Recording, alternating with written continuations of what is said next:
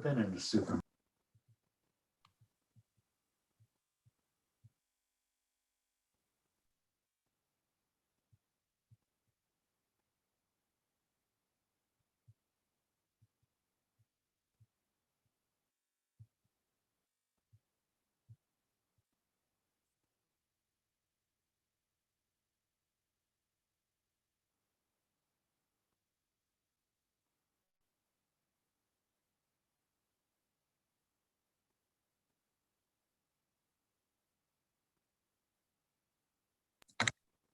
No.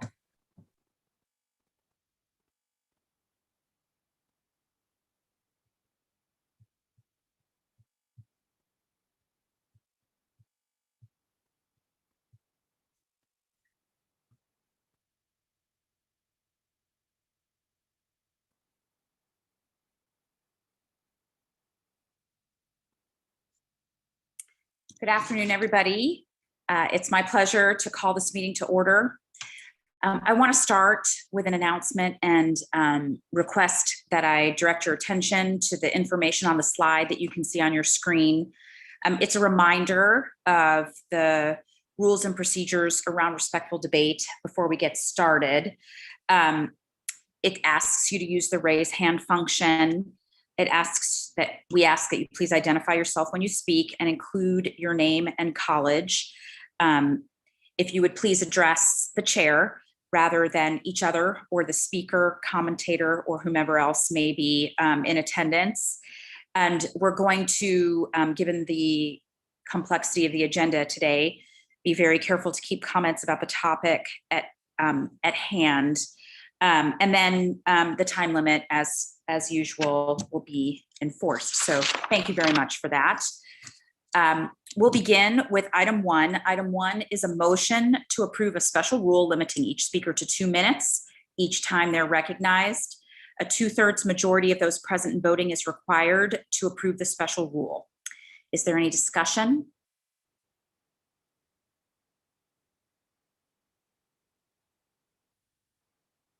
Host, if you could please initiate the poll.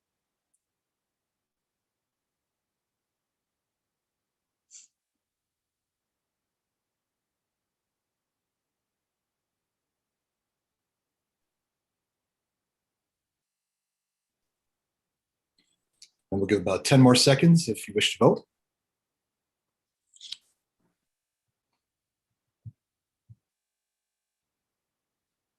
And last call.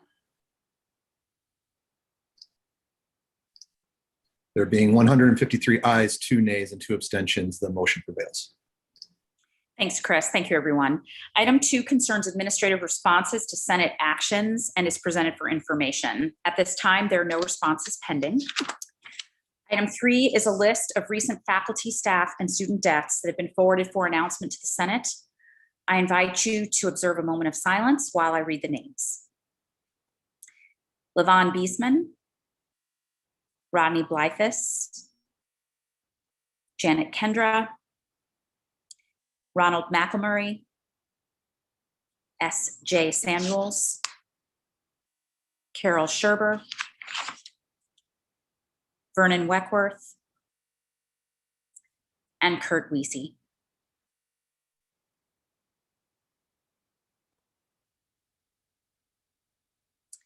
Item 4 is approval of minutes from February 25th, 2021 University and Faculty Senate meeting. If we could initiate the poll, please.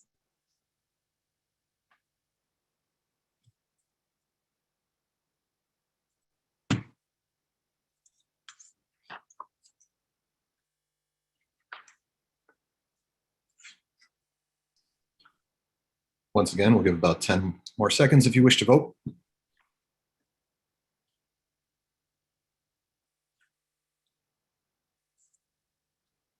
And last call.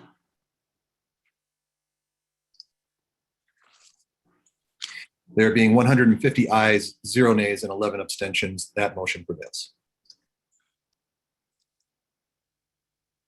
Thank you. Item 5 is the president's report. So good afternoon, everyone. I hope everyone is healthy, safe, and well. We remain in very challenging times, although I know there is a light at the end of the tunnel and spring appears to have sprung, although I've been warned about fall, spring. I remain optimistic. I know we're all very tired. This time of year, as we all know, tends to be very intense as we try to clear our various and sundry inventories as the semester winds down. And this year is exceptionally complicated and it's exhausting. I know for everybody, your hard work is seen and appreciated. We have worked very well together as a community, addressing some of the most challenging issues that I think a community like ours can face. And I have been very grateful for the partnership and collaboration and the leadership and shared governance that has brought us safely to this University of Minnesota stands, Ken and Pacific Islander University family and community. And we are deeply distressed by ongoing acts of violence and bias. As with all forms, we denounce this form of violence, discrimination, racism, and or bias, and we recognize our importance and responsibility to do more and to do better to ensure that every member of our university family feels safe and supported. So thank you for that. And we also have a lot of updates since our last report together. So I'll start with an incredibly critical issue for our community. We've been watching the trial of Derek Chauvin very closely. It's an incredibly stressful time, I know, for all of us. It's emotional and intense, and in many cases traumatic, especially for members of our BIPOC community and others. We are trying to be supportive in a variety of ways that a university community can and should offer such support for educational opportunities, events, mental health support, library resources.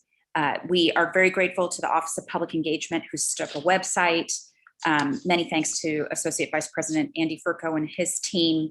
There are a lot of different activities happening on campus and in the community. We want to make those available to you and make sure you know what's going on so that you can access them or forward the information as appropriate. Many of us are hosting events, facilitating dialogues and teach-ins, creating helpful materials. If you have materials, if you are planning to have some sort of event or opportunity, please just let us know and we will add it to that website. Of course, this trial comes amidst grueling endurance through the pandemic. It's hard to believe it's been a year. It's been more than a year, in fact. CDC Director Dr. Rochelle Walensky stated last week that our nation is at a crossroads with both case numbers and vaccination rates increasing. We're one of the states where this is particularly true, so we're working very closely with MDH and other public health partners to monitor the situation and make sure that on campus and in the communities with whom we partner or that we affect or are affected by are staying safe. As you know, our primary focus through this entire process has been on prevention, social distancing, masking, avoiding large gatherings is, tattooed on the inside of our eyelids. We see it, think it all of the time. It is more essential than ever that we remain diligent as the variants emerge and are particularly contagious. I know we are all very eager to be vaccinated. I will remind everyone and would be very grateful if this message could be carried that we do not have any control over who is eligible for the vaccine, and we do not have any vaccine of our own. We only get what the state sends to us based on their assessment of our eligibility. But within that space, our COVID vaccine team, which is made up from much appreciated staff from Boynton Health and from Hero, including Director Jill DeBoer, who's been just an absolute force during this entire process, have been advocating with our help and support to work with the state to meet the needs of our campuses.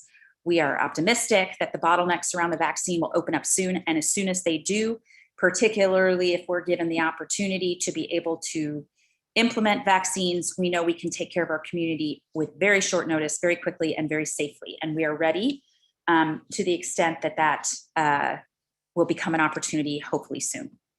As you know, our plan is to return to pre-pandemic operations for the fall semester in terms of teaching, research, and service and other facets of in-campus and on-campus life.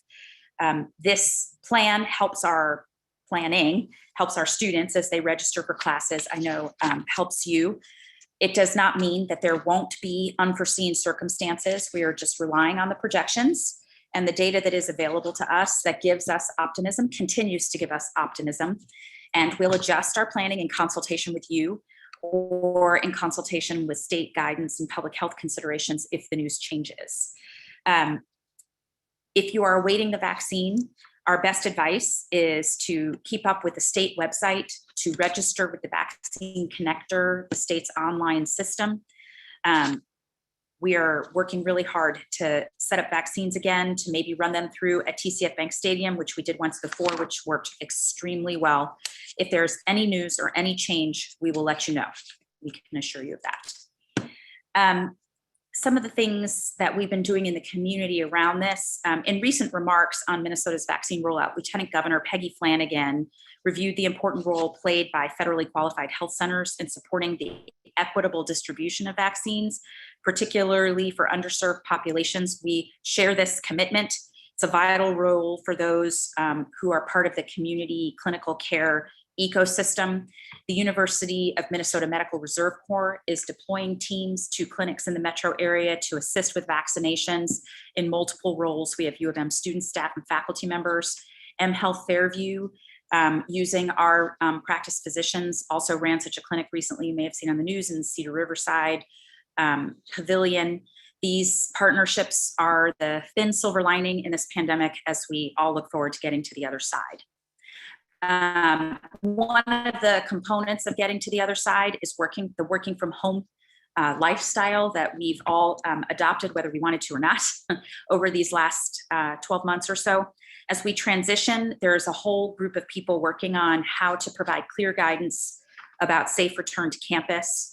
We're still doing the if you can work from home, please do through August 2nd. This is more for your planning purposes and so that there's clarity and to try and remove uncertainty.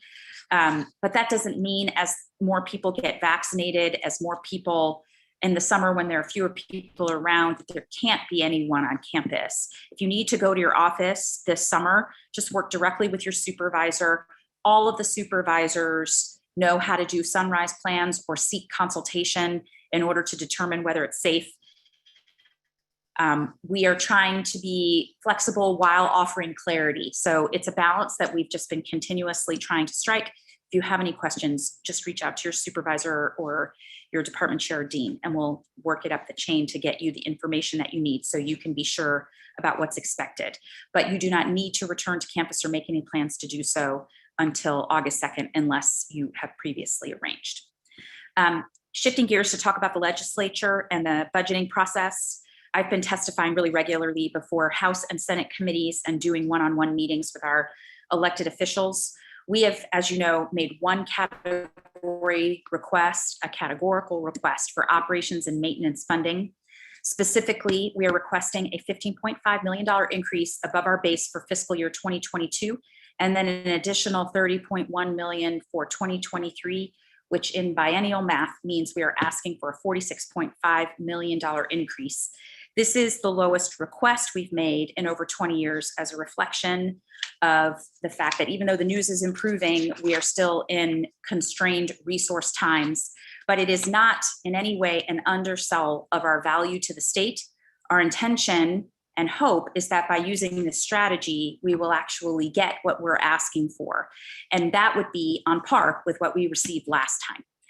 Many thanks to Professors Donna Spanos-Martin and Professor Rob Blair, who are our faculty legislative liaisons. They have been tireless in their advocacy, and you'll hear more from Donna today when she gives her report. The legislature also met in their joint convention, was it just last week? Wow, to elect 4 new Minnesota regents to a 6-year term. They include Dr. Ruth Johnson from the 1st Congressional District, James Farnsworth from the 4th Congressional District, Cody Verhalen from the 6th Congressional District, and Doug Hibsch from the 7th Congressional District. We are delighted to welcome these new regents to the university and are very grateful and thank them in advance for their volunteer service to our community.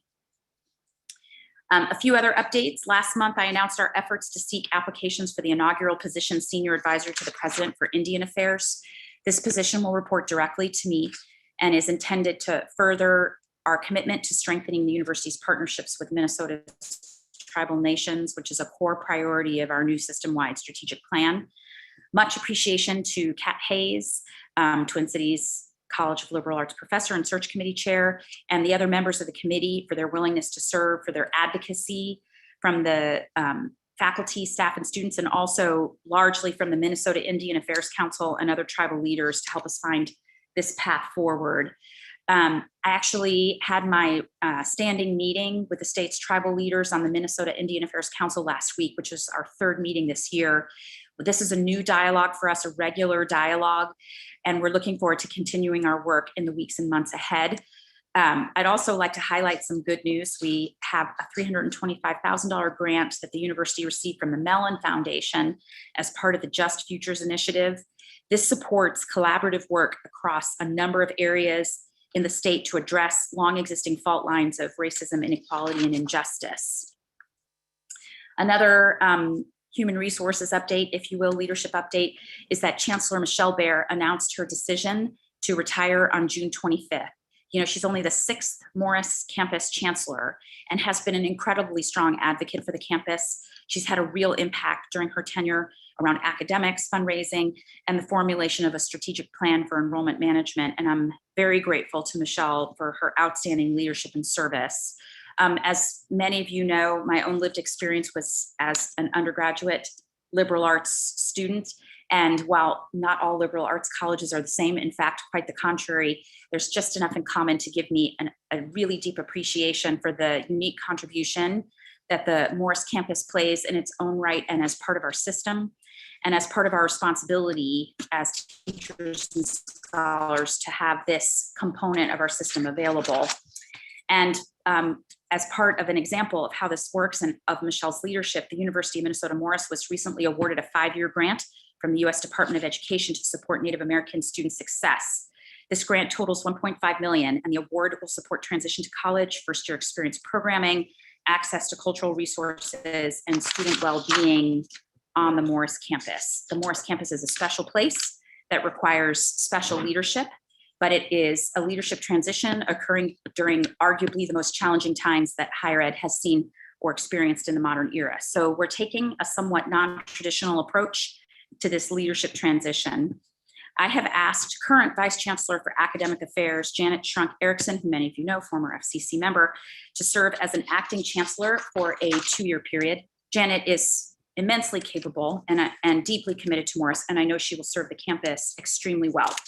But it is a very difficult time to be doing this kind of search. The headwinds are ferocious. I don't know how else to describe it. And there are some unique challenges on each of our campuses, and Morris is not immune. So to that end, I have asked Chancellor Mary Holtzclaws to assume the role of acting executive chancellor for both Crookston and Morris for a similar 2-year term. Mary is an outstanding leader. Her campus is totally different. This is in no way intended to bring Crookston to Morris or Morris to Crookston in terms of content or role within the system or the state. But Mary is exceptional at finding clever solutions, at identifying resources, and at thinking of ways to get through incredibly challenging times. She has a really robust list of successes in this area. And so she is coming in to assist Janet, to assist the Morris campus, and to assist me in how this all fits within the system as a whole. So this will be a novel partnership. It is not fully formulated. We have until June to work out some of the kinks of doing this somewhat innovative approach to this leadership transition.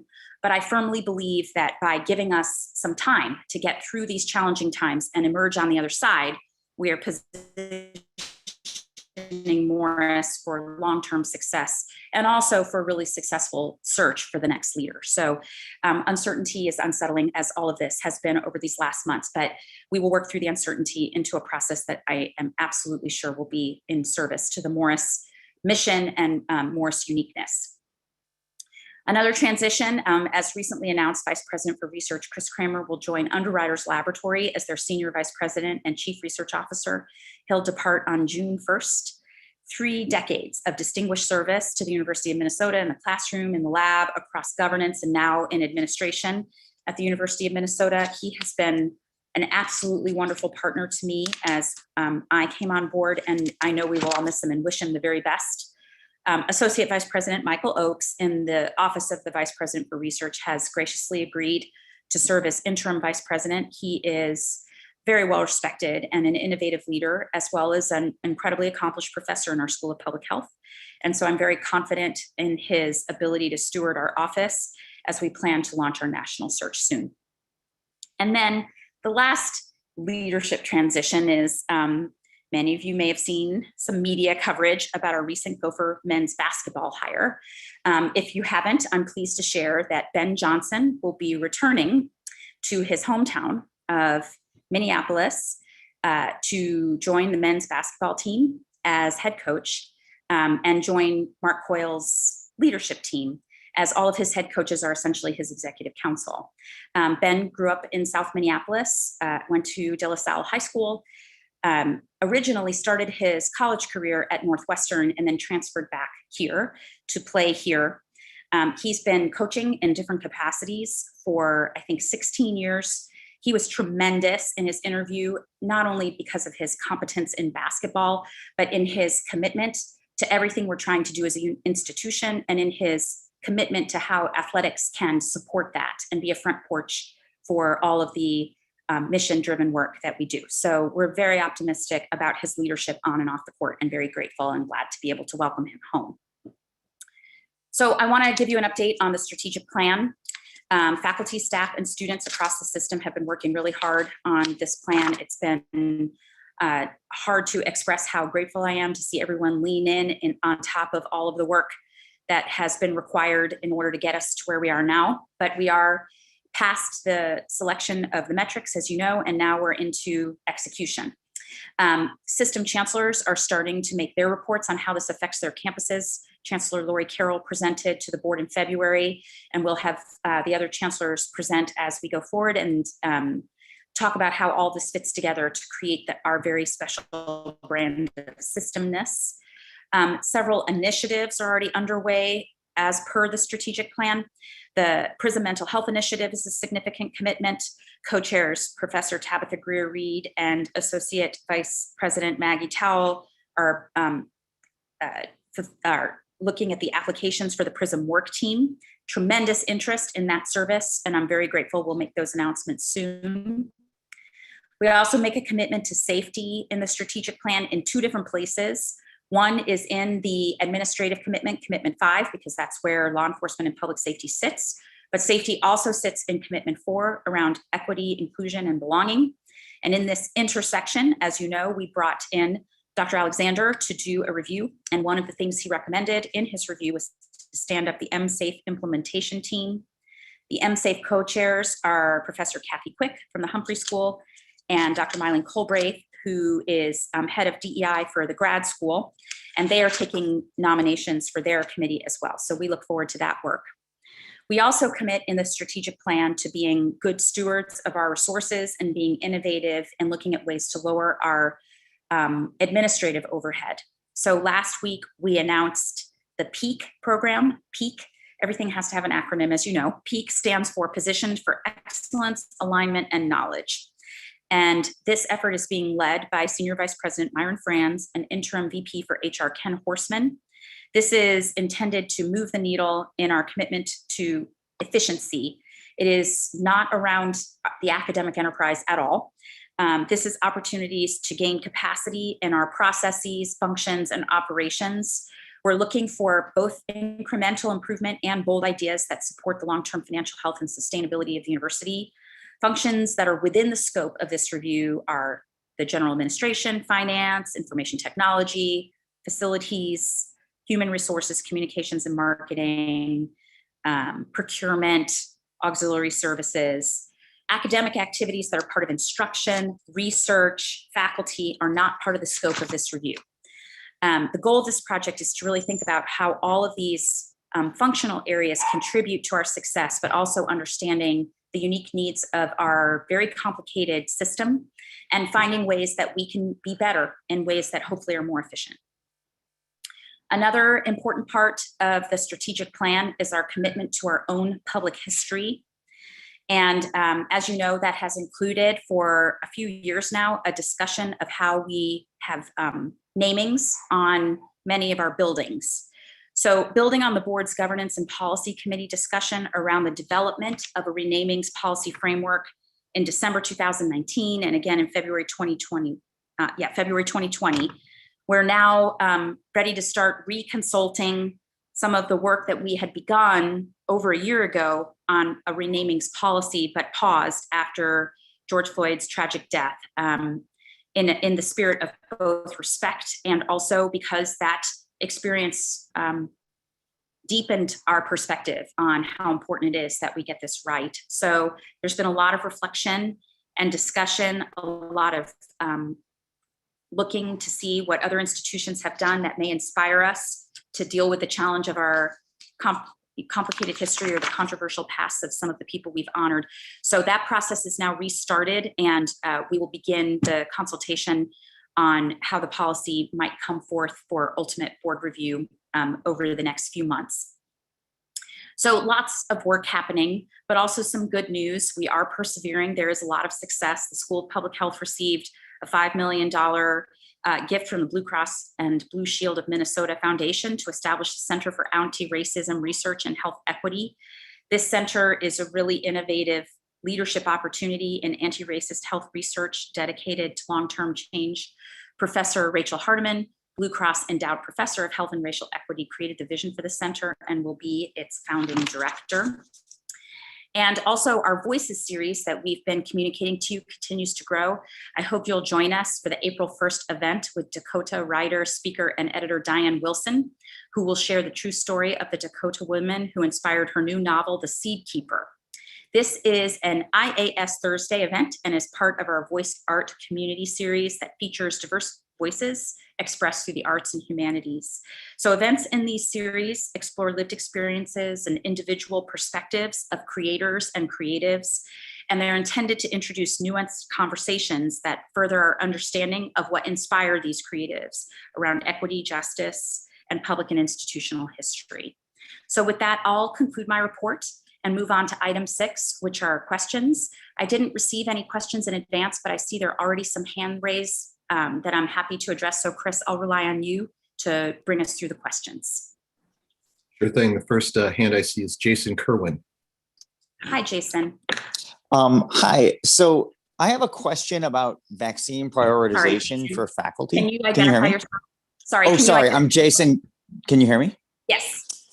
I'm Jason Kerwin, and I'm a faculty senator from CFANS. I work in applied economics. I have a question about vaccine prioritization for faculty. So I'm not teaching in person this term, but I have colleagues who are, and I'm wondering if we're doing any advocacy to try to prioritize vaccines for faculty who are teaching in person. I know there's not a ton that are doing it, but it seems like they're taking on a bunch of risk to try to sort of support the university's mission. And when I chose to teach in person in the fall, it was like, I'm doing this in order to try to, sort of provide the best education for students. And I chose to take that risk on, and people are doing it this term. And I feel like we should be trying to basically prioritize them or do something to suggest that to the state. Thank you, Jason. So we have been advocating vociferously for our faculty to be treated the same way as K through 12 educators. I don't see any reason why they wouldn't be, and it makes sense if we needed to prioritize those who are in class first, if we needed to. But in any case, in class or only partially in class or in your lab, it altogether, so far, faculty advocacy has not yielded a change in the eligibility requirements. We have made similar advocacy requests over and over again for other members of our campus community on the staff who are doing work that puts them in regular contact with people. We are asking a lot of our campus community, and when our campus community is active in this way, it benefits the entire state. And so we have made that case, but so far it has not yielded a change in the eligibility requirements. We remain optimistic. The main issue, of course, is the amount of vaccine available. And that is likely, it's a terrible bottleneck now, but it really should open up soon. All of the projections say so. And so, Jason, I couldn't agree with you more. It is happening. It has been happening. It will continue to happen. And we hope that there's a change soon. Next on the list, I see Briggs Topol. Hi, Briggs. Hi, President Gable. Briggs Topol, pronoun team, his, chair of the Student Senate and SSDC. I also wanted to ask a question about vaccine eligibility. From my understanding, it's now the governor who is making the majority of the calls in regards to vaccine rollout instead of MDH. And I had heard that MDH has actually asked some of our liaisons to them to stop commenting directly to them and asking for vaccine, but rather to address at the governor's office. I'm wondering what steps have you taken directly or have our liaisons taken to advocate directly with the governor for not only for the university to be used as a vaccinator, but for also expanded vaccinations for people on our campuses as well? Yeah, so I'll let our legislative liaisons answer when they make their report, if that is part of their report. We are in contact with the governor's office. If it's not daily, it's nearly daily about this question, and with MDH, because while a lot of the decision-making, as my understanding is the same as yours, it's a team effort on all of the policy and operational decisions that the state is making around vaccine. I cannot express enough to this entire body. We are fighting very, very hard for this. We are surprised we haven't been able to round the bend, but it has not yet yielded a change in eligibility requirements. Thank you. Next on the list, I see Ava Von Dassau. Hello, this is Ava Fondasso from the College of Liberal Arts. In advance of the meeting, I circulated the agenda to colleagues to ask them if they had questions, and I bring a few here. I will ask one, and if there's time, I'll also ask another one. The first one is as follows. Given the unexpected estimated 1.6 billion surplus that the state expects next year, how will this affect the university's current budget cuts to salary, to TAUI budget, to graduate admissions and so forth for the upcoming year? Thanks, Ava. That's I mean, it's a good problem to have that we have better news than expected in terms of the state's fiscal health, but it won't change our decisions until we see what the allocation from the state is. Now, we are, as you might imagine, changing and modifying our communication around our ask because the state is in much better condition to really try to get as much, if not all, of our ask from the state. We're doing budget planning with contingencies, as we always do, but the contingencies that have the state supporting our request have us at a minimum ending the cuts. The cuts are intended to end at the fiscal year anyway, the pay cuts and furloughs. The other decisions, to some degree, those are departmental. And so an across the board answer really isn't appropriate there, but the better our fiscal health, the sooner we end all of the belt tightening, or modify the belt tightening to the extent that there may be lessons learned from that belt tightening that would inform future decisions. But we are, this is what I do for a living during this time of year. Every other year is seek state support. And the good news on the projection makes us seek it even more ferociously. Thank you. Have I got time for a follow-up? Sure. Okay. I think so, yes, please. Okay, thanks. So since you mentioned salary cuts and other kinds of cuts and who is responsible for the decision-making there, what our understanding is that all colleges or all academic units are required to make the same percentage cuts. In colleges where average salaries are higher, however, the required savings are largely realized from the required salary cuts, whereas in the College of Liberal Arts, where average salaries are lower, the cuts are being made elsewhere to the budget for undergraduate instruction. And that means first that since CLA has lower costs for instruction to start with, per head, its administration is making greater cuts to instruction, and that creates severe inequities for students. Students will get less for their money taking a course in CLA than taking a course in colleges where average salaries are higher. How do you propose to address that inequity? I must admit, Ava, I'm not sure I follow your math, but not because I disagree with it. It's just a calculation that I can't do in real time. Yeah, I'm sorry. Um, I can't the- follow my math either because I don't know the budget well enough. So I'm bringing this question forward on behalf of people who probably know it better. But go ahead. Fair. That's fair. So one of the most beautiful things about this university is the way in which things happen at the unit level that create a customized, tailored set of decisions that reflect the differences across disciplines, both in terms of scholarship and in terms of instruction, also then in terms of budgeting. And so there's a lot of independence from unit to unit. Each college is doing calculations with a sort of similar formula in terms of projections, but they are not across the board cuts. And the way in which this works is intended to be facilitated and supported centrally with a lot of discretion at the unit level. If there are individual decisions being made that disproportionately affect one group of students over another, I'd like to know more about that. And I would encourage the people who sent that question to you to maybe send me an email on that so that I can circulate it through the budget review process before we get to the point of actually asking for the cuts to be implemented. Thank you. Mm-hmm. Sorry, I was just getting to my mute button. And the final hand I see is Ryan Maximus. Hi, Ryan. Thanks for waiting. No problem. Thank you so much, President Gable.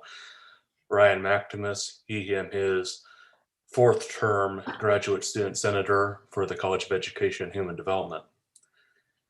My question for you is this: as a person with partial blindness, on our campus, roughly, anywhere between 40 to 60% of the total student body are represented by students with disabilities, including students with mental health concerns. In addition to that, within that body, 40% of those students so identified are individuals with mental health illness, which of course under the 2010 ADA amendments are considered part of the disability population. But that also means that 60% of that same population are students with all other forms of disability. Mm-hmm. At the same time, students with disabilities have a significant tendency towards their own mental health concerns due to ableism in the academy, and due to a whole host of other factors, some of which are subject to the discussions that we're having today, including police-based violence, where roughly 50% of police-related homicide include people with disabilities. 30 seconds. Level. And also in terms of COVID. So my question is, since we have the president's initiative on student mental health and the provost committee on student mental health, and also the president's landscape survey of student mental health, are there also plans to implement similar projects and endeavors for the broader population of students with disabilities? There is no current plan for that, Ryan. There are different related activities at the intersections of some of the things you identified. For example, I am aware of active work by the FCC around training regarding accommodations. There is the entire effort of the MSAFE implementation regarding policing that should address some of the attributes of inclusion. But with disability as the primary focus, that is not underway right now, but it certainly could be. I think that if you have a vision for something like that, an idea or a strategy around what we might do in that space, you and I could talk about that. offline and think about what that might look like, or whether you would feel more comfortable, or what our options are in this space. There's certainly nothing preventing that from happening. It just hasn't been one of the initiatives to come forward recently. Thank you. Mhm. If I may ask a quick follow-up, how might I best pursue that option? Just to contact you directly? Yes, I think that's the best way. Mhm. Okay. Thanks, Ryan. All right, and then I see William Jones. Hi, William. Hi, good afternoon. I'm Will Jones. I'm a faculty senator from CLA. And I just wanted to follow up on Eva's question, because I think I understand a little bit of context for this. I mean, my understanding is that because in places where there were in schools with high salaries, there were more cuts made to salaries, a greater sort of total number of their cuts to salaries.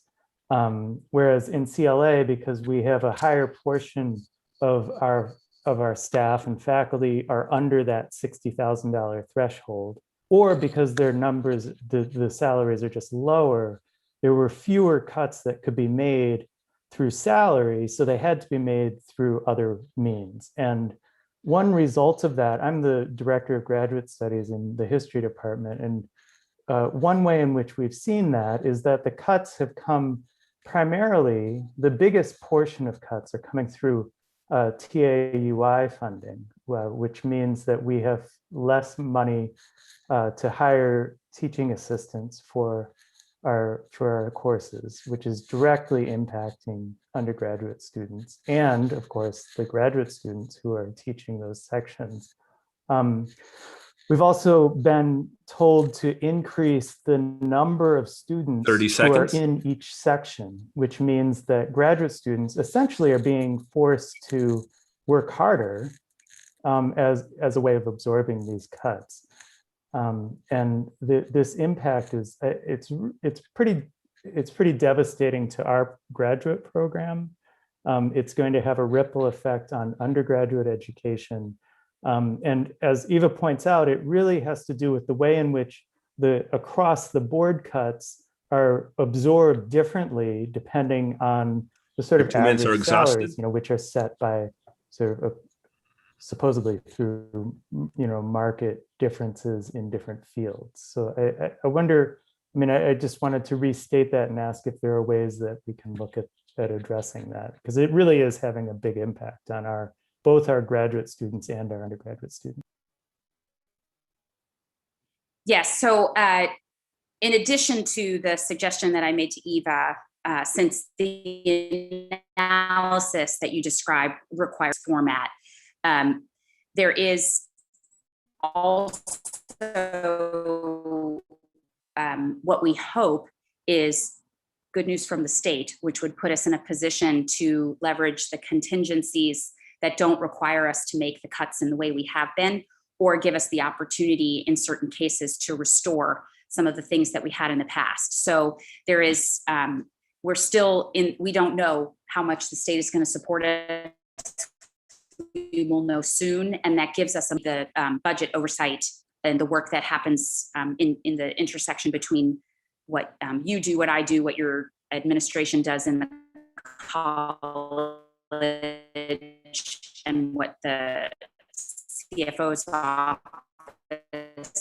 does, to think about what could be better, the nuances that you described to give any kind of substantive answer. Thank you.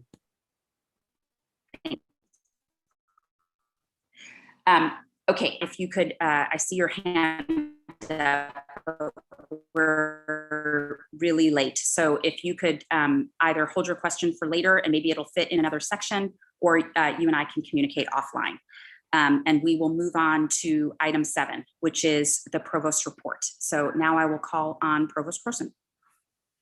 Good afternoon, everyone. I hope you're enjoying the beautiful day. If you can get outside today, that's a huge plus. I have 5 items, so hopefully my report will be a little shorter. The first is President Gabel mentioned her fall announcement. Her message was followed directly by a message to faculty and instructors and a second message to chairs and heads and associate deans, describing specifics about course modalities. Of course, as she mentioned, if the situation changes, we will be ready to pivot. And of course, I'm happy to take questions or provide any additional information about our fall planning, which is now actively underway. A second topic involves commencements. As you may know, each academic unit has been given instructions on planning their own commencement. There's a commencement sunrise form that's been developed. Every form that's submitted is reviewed by health and safety and then by my office to ensure that all of our plans comply with executive orders as well as campus protocols around public health. Again, I'm happy to answer questions about that process. Those plans are coming in as we speak. So we're optimistic that by the end of March, early April, everybody will have been finalized and we'll know where each unit is. The third topic involves student funding that's coming out of the CARES Act funding. So as many of you know, we had a first round of CARES Act funding called the Higher Education Emergency Relief Fund that passed in March 2020, so a year ago now. That funding provided emergency support, grants based on financial need directly to students, and emergency funds specifically for graduate students. In December 2020, the Coronavirus Response and Relief Supplemental Appropriations Act was passed, which we are internally calling CARES 2. The CARES 2 distribution to students is now in progress. We're relying on Board of Regents approved principles that were developed in response to CARES 1 and guidance from the Department of Education. For the Twin Cities campus, there's going to be $12.5 million distributed to students in 4 different areas. The largest block is in a set of block grants for undergraduate students based on financial need. Those will be, as with CARES 1, automatically distributed with no application process. The amounts vary a bit depending on the demonstrated need, but that aid should be coming pretty quickly. There's a second set of funding that's around degree completion and student success. So funds here will be targeted again based on academic need, but also with a prioritization for students who are close to degree completion for whom COVID might have knocked them off track. A third set of third bucket of funds will be going into the emergency funds, both the existing funds on all the campuses and in some emergency grants. As we did in the past, each campus has its own funds and its own decision-making process, and there's an application process for that. And then finally, as with CARES 1, there's some funding that's explicitly aimed at graduate students, especially graduate students in research-based programs whose completion has been affected by COVID-19. And there'll be a process for departments to be applying for those funds. I should add that with the recent stimulus bill, we're also anticipating a CARES 3, where we're going to plan a similar strategy with similar categories, but of course the specifics will emerge as the Department of Education guidance emerges and as we know the dollar amounts. So my fourth topic is around constructing syllabi, especially for the fall. One topic I heard from FCC members was the desire for a repository of syllabus language that instructors can either cut and paste from or link to in constructing their syllabi. So we now have a draft of various sections of that. It's being vetted by SCEP and FCC members, and I'm optimistic that we'll have something in place that could be hopefully a useful resource for fall 2021. I know that some specific colleges have specific syllabus language as well. This is not designed to replace that, it's simply a supplement. I welcome input from all sources about new sections that could be included or edits to what we've developed. And you should reach out to your FCC and your SCEP representative if you want to be engaged in that. Then finally, as was maybe alluded to in the past, we're going to be launching a survey sometime in April to gather input from our university community, faculty, staff, students, and parents in helping us to understand what we're calling our lessons learned from this pandemic. So we're going to be asking about innovations that we made that maybe should continue, that have been positive, about changes that we've made that people feel should be discontinued, that we should not continue to do, and of course, any other topics that people want to comment on. So please watch for that invitation. We encourage everybody's responses, and we look forward to thinking about not only the opportunity to get back to campus, but also to move us forward as we plan for the fall and future years. So thank you again for having me. That concludes my report. I'm happy to take questions. Thank you, Rachel. Item 8 is questions for the provost. Chris, if you wouldn't mind. Yes, I see one hand up so far. Scott Petty. Hi, Provost Chris. This is a follow-up on the questions coming from CLA. I just went and dug out the budget information. I wanted to kind of rephrase the question to you as a follow-up. Chris, is there any way that I can share something with the body? Can chat be turned on for me to post a link or something? Chris?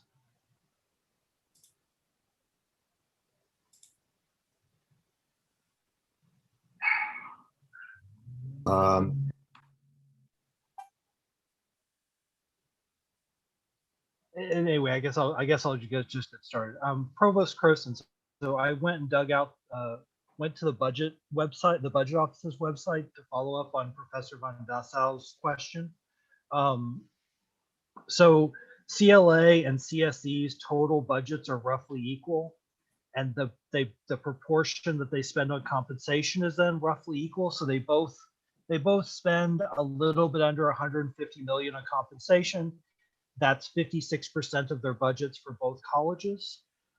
Because we have made the kind of moral and ethical decision to have salary reductions be progressive, so that employees of the university who are paid more have kind of a larger clawback in order to help mitigate the budget situation.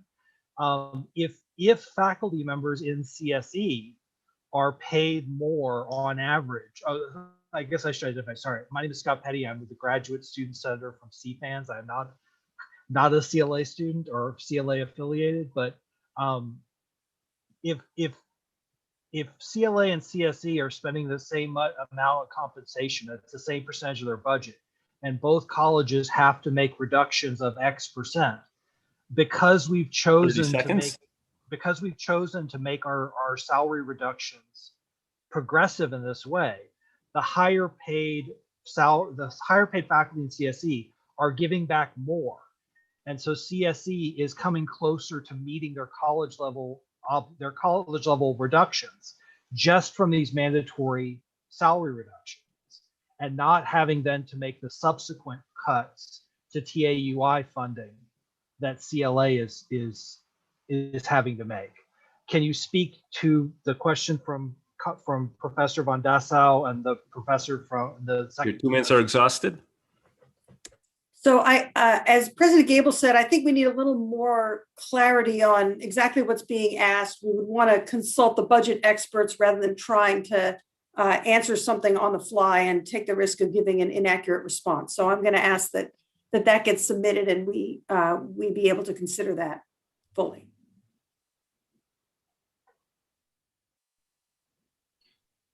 The next person I see on the list is Scott Creer. Hi, Provost Corson. I just have one question. If you can provide some clarity regarding your expectations on staffing for in-person commencement events, as some colleges are doing that. Our understanding, if departments are choosing in-person commencement, they're supposed to be kind of working on volunteers and event staff, and not really requiring staff to come in and work the event. if they feel uncomfortable doing so, based on President Gable's previous statement about August 4th being really the return to work. And so can you provide some clarity on around that? Sure. So indeed, the philosophy is that nobody should be forced to come back to campus if their job doesn't require it. I think it's a little bit of an open question about whether the job requires it. My understanding is that for most commencements, they're staffed by volunteer, and I would expect that that would continue during for this cycle as well. And but if there's someone whose position requires that as part of their job, that might be a different category. So I'm not sure I have one answer that would apply to everyone, other than saying if your job permits you to work at home, we're encouraging you and everybody to work from home.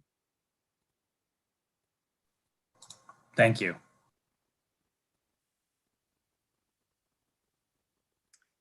Okay, seeing no additional questions, thank you, Rachel. We'll move on to item 9, which is the FCC-SEC report. Professor Bullman. Good afternoon, everybody. As usual, I will try to be complimentary to the President's and Provost's report. And so I would like to compliment a little bit about the work that governance has done in policy reviews. And I want to show you some pretty interesting examples. So if you've ever visited the University Policy Library, you know that the University of Minnesota has an extensive list of policies. These policies have direct effects on the constituents whom you as students, civil service, P&A, and faculty senators represent. They're reviewed on a regular cycle to assure that they're not outdated and still serve the purpose. And so I mention this today because this is causing much work for many of you who are members of Senate committees. The topic may sound very dry, but these policies affect a wide range of topics from education, research, information technology, human resources to student life. And so I would like to give you 2 particularly impactful recent examples. Just last month, the FCC reviewed the policy on university endowed chairs, professorships, and faculty fellowships. Many of the smaller details would, quite honestly, put you asleep if I were to tell more about them. But the FCC also noted a major issue that the policy owner had not envisioned. The FCC noted that there is no provision in the current policy to rescind endowed chairs or fellowships if the recipient has been subsequently found responsible for academic and sexual misconduct. The FCC feels that needs to change, and it will be working on this with the Provost's office and the President's Initiative for the Prevention of Sexual Misconduct. A second example I want to give you is the recently reviewed policy on evaluation of teaching on Twin Cities, Crookston, Morris, and Rochester campuses. A concern raised by the FCC is that in the context, it is well shown and well documented that student ratings of teachings contain biases, particularly against women and instructors from underrepresented groups. FCC has requested that the policy language be strengthened, asking more clearly that student ratings of teaching must be used in conjunction with other relevant metrics to assess instructional effectiveness. The concerns raised by FCC are in line with very similar concerns raised recently by the Women's Faculty Cabinet, as well as the Senate Committee on Academic Freedom and Tenure. I would like to highlight an excellent statement of the Academic Freedom and Tenure Committee on holistic approach to the evaluation of teaching and the role of student ratings of teaching forums. The FCC has endorsed the AF&T statement with a unanimous vote. So I would like to express my special thanks to AF&T Chair Gopalan Nadatur and his committee. So I just gave you 2 particularly impactful examples where policy review has deep impact. But the number of policies that are being reviewed by our governance committees really is much larger. The University Policy Library shows that in January and February alone, the review of 7 policies was finalized. SCEP, the Senate Committee on Educational Policy, has had a particularly large workload reviewing recently a whole range of policies. And so I would like to thank SCEP Chair Tom Chase, the other members of SCEP, and all the other members of other governance committees that have been and continue to be involved in all these policy reviews in the midst of the COVID crisis. And I do not want to forget the members of the Senate staff and the University of Minnesota policy program for their support in all of this. This ends my report. Back to you, President Gable. Thank you, Phil. Thank you. I'll add my thanks to everyone who you acknowledged and recognized, and will call to the attention of this body that there is one other policy review going on at the same time, which is a review on whether our policies are equitable. This work actually is being done by the Equity Lens Policy Review Group, or ELPRC, which is part of OED's Diversity Community of Practice. So lots of really important service. That group is co-chaired by Amelia Swite and Susan Rafferty, who many of you know, but lots of really important service, and what a really important part of our service component to highlight. So thank you very much. We'll go on to item 10, which is the Faculty Legislative Liaison Report, and I'll call on Professor Spanos Martin to give this report to Donna. Thank you, President Gable. I am Donna Spanos Martin, a professor in Medical Laboratory Sciences program, and I, along with Rob Blair from the Department of Fisheries and Wildlife and Conservation Biology, serve as your faculty legislative liaisons. COVID has made this a somewhat challenging year for us to meet with legislators. However, we have done our best to communicate with the governor and with legislators via Zoom and email to inform them of the extraordinary efforts and accomplishments of the University of Faculty during these difficult times. The focus of this year's legislative session has been setting the budget for the next 2 years, which will start on July 1st. This year, the University of Minnesota's biennial budget request was $46.5 million, the lowest increase in the base requested by the university in more than 20 years. Last week, Governor Walz released his revised budget recommendations, which included his recommendation to fully fund the university's budget request. So that's the good news. The governor originally recommended cuts to Minnesota's large animal vet loan forgiveness program, the Medical Education and Research, or MERC grant program, the Spinal Cord and Traumatic Brain Injury grant program, and the Critical Access Dental Rate Enhancement. His revised budget has now recommended restoring full funding for all of these except the Critical Access Dental Rate Enhancement, and we're still talking with him about that. Next week is the Easter Passover break for the legislature, so we have a little bit of a break. We don't know yet what the legislative committees will have in their budget recommendations. Just to address some of the questions that have come up as you've talked here about the vaccines, it wasn't actually in my report, but I will put it out there. Rob and I now have, well, let me backtrack a little bit. We've had a little bit of a difficulty in communication with faculty when we need faculty to advocate for things. Rob and I can go to the governor and go to the legislature, legislators and give our voice and say we're talking for the faculty, but it's much more helpful when we get your stories and you are sending your emails to the governor with your request, with your stories about what's going on to the your legislators. And the FCC has not wanted to overwhelm faculty with emails asking you to do things, because we know you all get more and more emails than you know what to do with.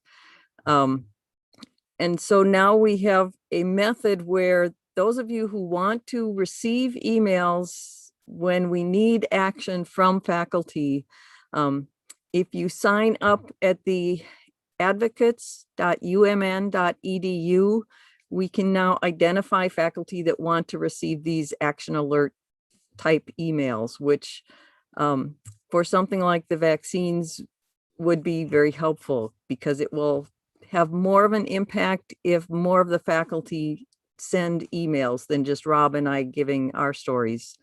So I would encourage you, go back to your colleges and departments and have faculty that want to be involved in the legislative issues and contacting legislators to go to advocates.umn.edu. You can now identify yourself as faculty, and we now have a method to communicate with those faculty that want to be aware of this. So that's my report. Thank you very much.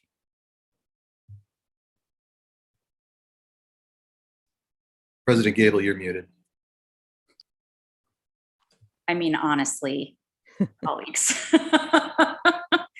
Item 11 is approval of the Faculty Senate officers for 2021-2022. This vote is for faculty senators only. A simple majority is required to approve. So Chris, if you could please initiate the poll.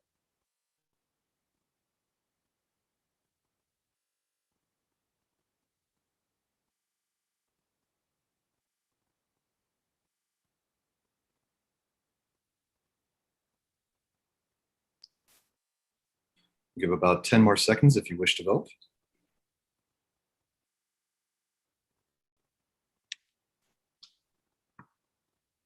And last call.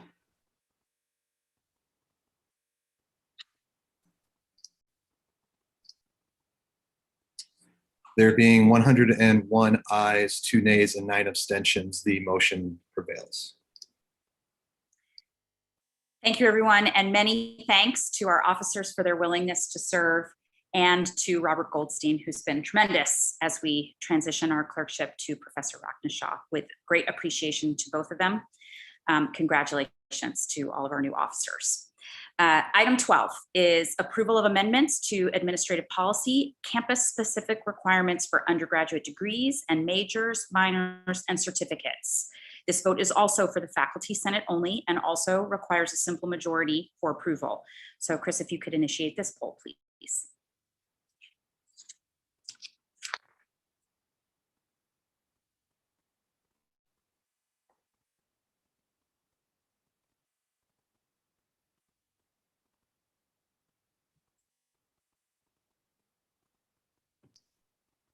Ten more seconds.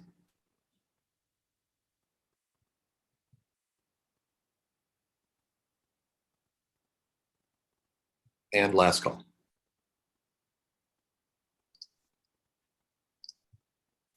There being 93 ayes, 1 nay, and 15 abstentions, that motion prevails. Thank you. Okay, item 13 concerns a resolution regarding demilitarization of university police forces. This is a discussion topic for today. The vote will be held at our next meeting on April 22nd. So there's a lot of interest in this topic, and in order to move us through a rather complex discussion, we're going to call on a group of speakers in advance, and then we will open the floor for Q&A. So I will start by introducing SCC Chair Phil Bullman. Thank you, President Gable. The Senate Consultative Committee understands that much effort is still needed to advance diversity, equity, and inclusion on our campuses.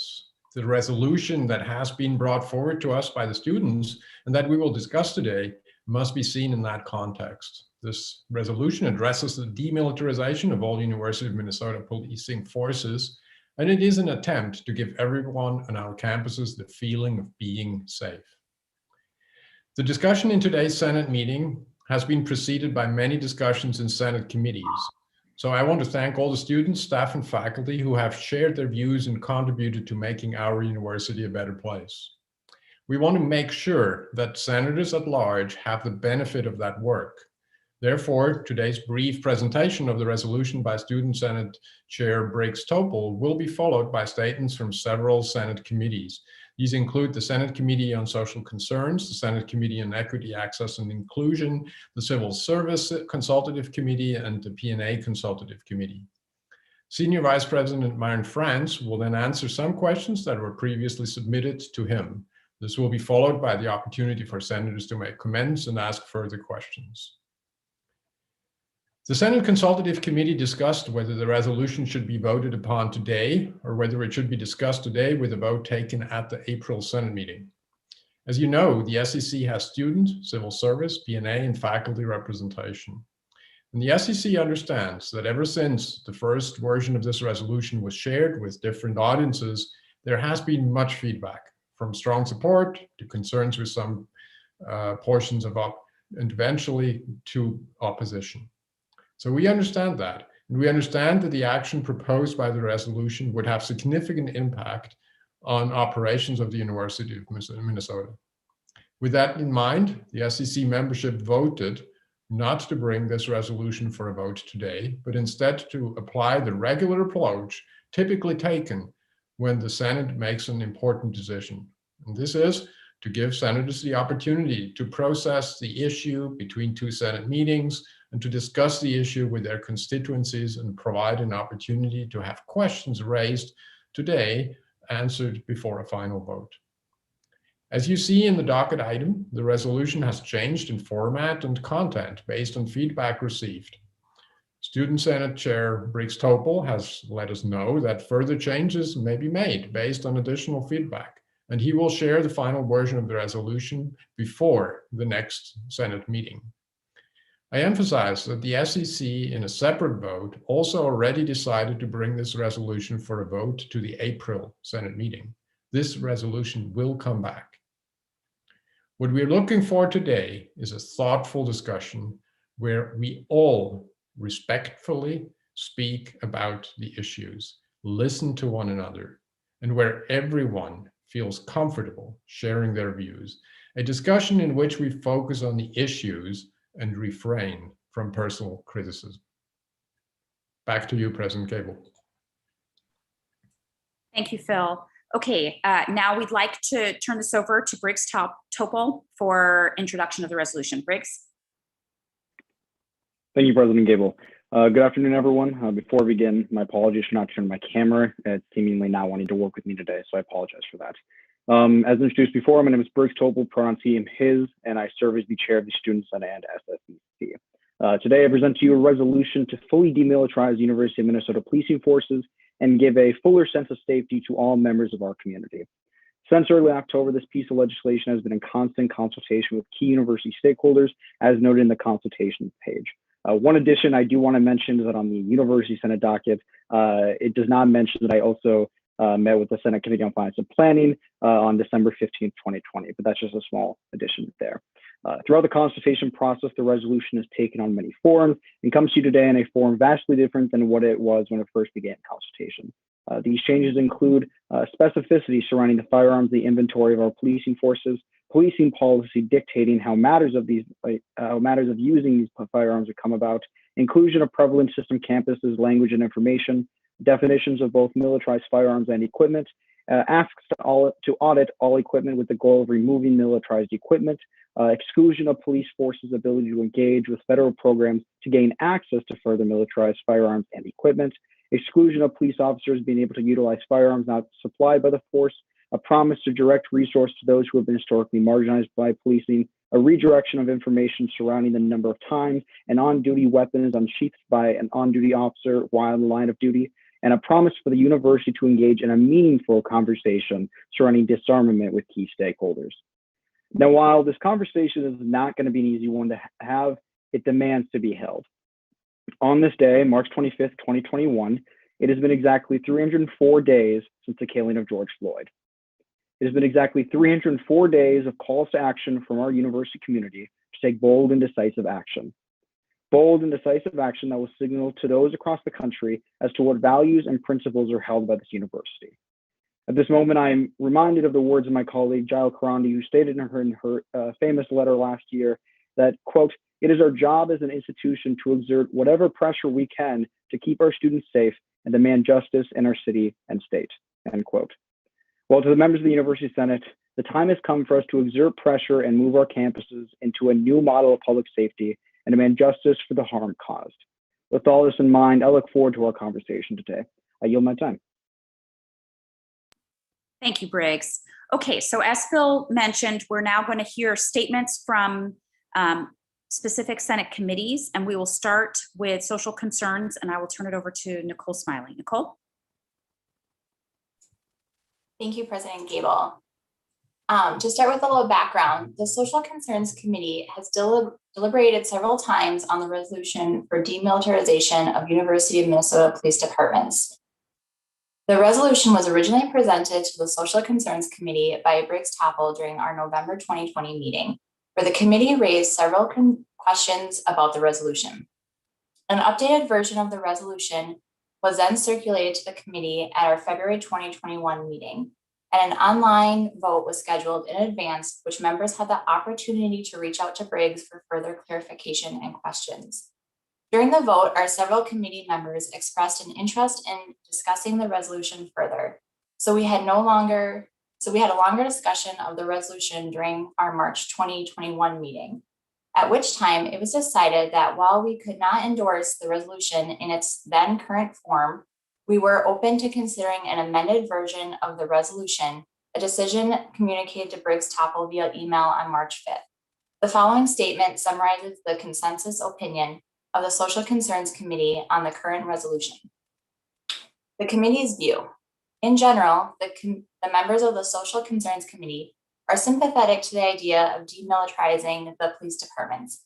We believe the resolution makes a reasonable case for banning or limiting the use of military-style assault rifles by the University of Minnesota Police, and a majority of the members would welcome a resolution that focused solely on that action. We are concerned, however, that the current resolution asks for several other initiatives that do not seem adequately justified and supported by the arguments offered. Several members were also concerned that there seemed to be no input from the University of Minnesota Police Departments. Given that this resolution will impact the police departments most directly, we feel that it is important to hear how they view the potential impacts. In particular, we are concerned about the actions suggested to restrict and/or monitor the use of handguns, specifically the unsheathing of guns from their holsters by the University of Minnesota Police. Our concern with this is threefold. The resolution does not offer sufficient justification for the need for restraint. It is unclear how the University of Minnesota Police is currently militarized and in need of restraint. Handguns are not military-style weapons, so restrictions on their use is not covered under demilitarization, nor does the resolution offer any evidence, anecdotal or otherwise, to suggest that unsheathing of handguns is a serious problem in the context of U of M policing. The resolution offers no evidence to support the safety of such restrictions.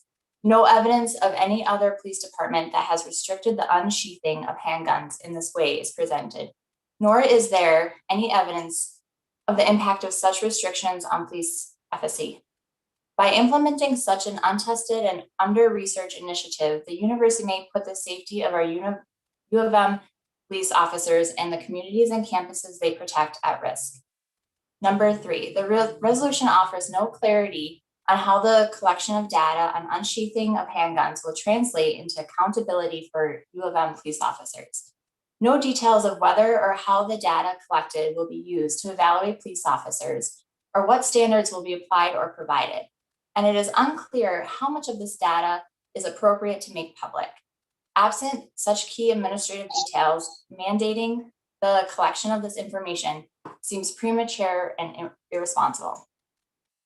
The committee had similar, though less serious, reservations about the effectiveness of the proposed scholarship program linked to the cost savings from the discontinued weapons, given that key details, how the amounts to be earmarked are to be determined, and how eligibility based on historic marginalization of police forces is to be judged, remain unspecified.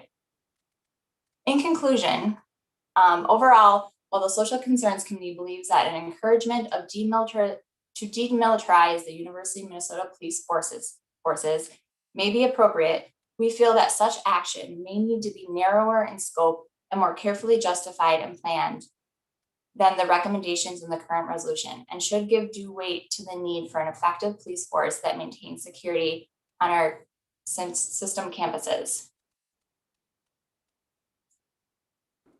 I yield my time. Thank you, Nicole. Next, we have from EAD, Professor Ross Velour-Roholt. Ross? Yes, hello, thank you.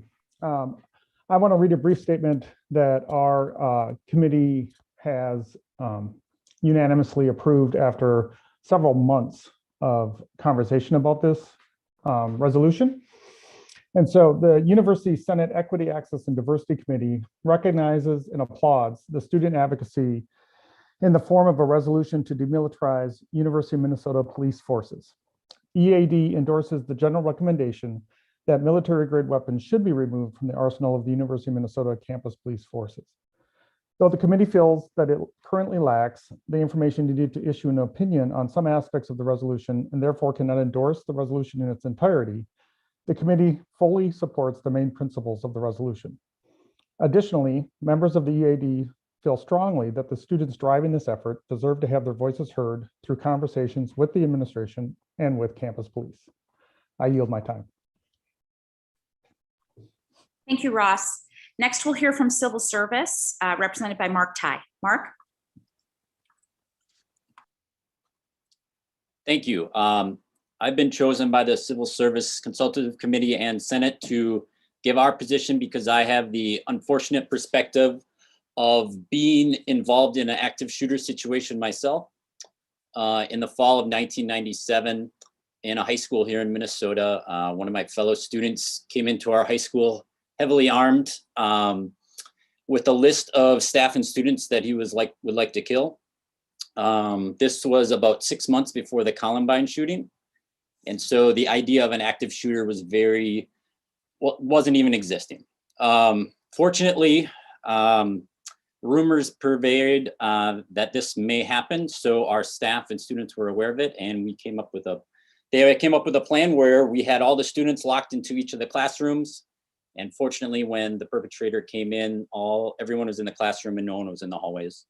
The perpetrator proceeded to try to open doors and knock on doors to get at certain teachers and students who were on his list. Fortunately, all the doors were locked and he could not do that. Shortly thereafter, a police officer came, probably within 2 or 3 minutes, and I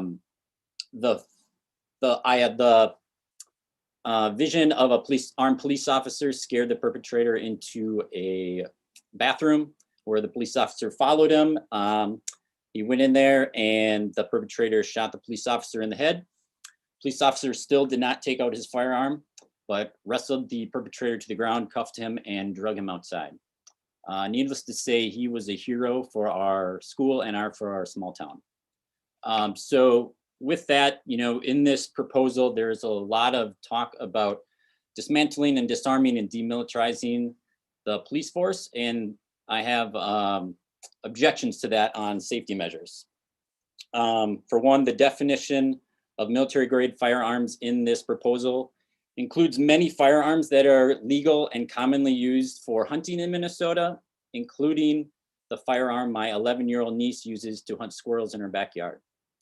The definition of military equipment is quite broad to include mace and tasers and things beyond what traditionally are considered firearms.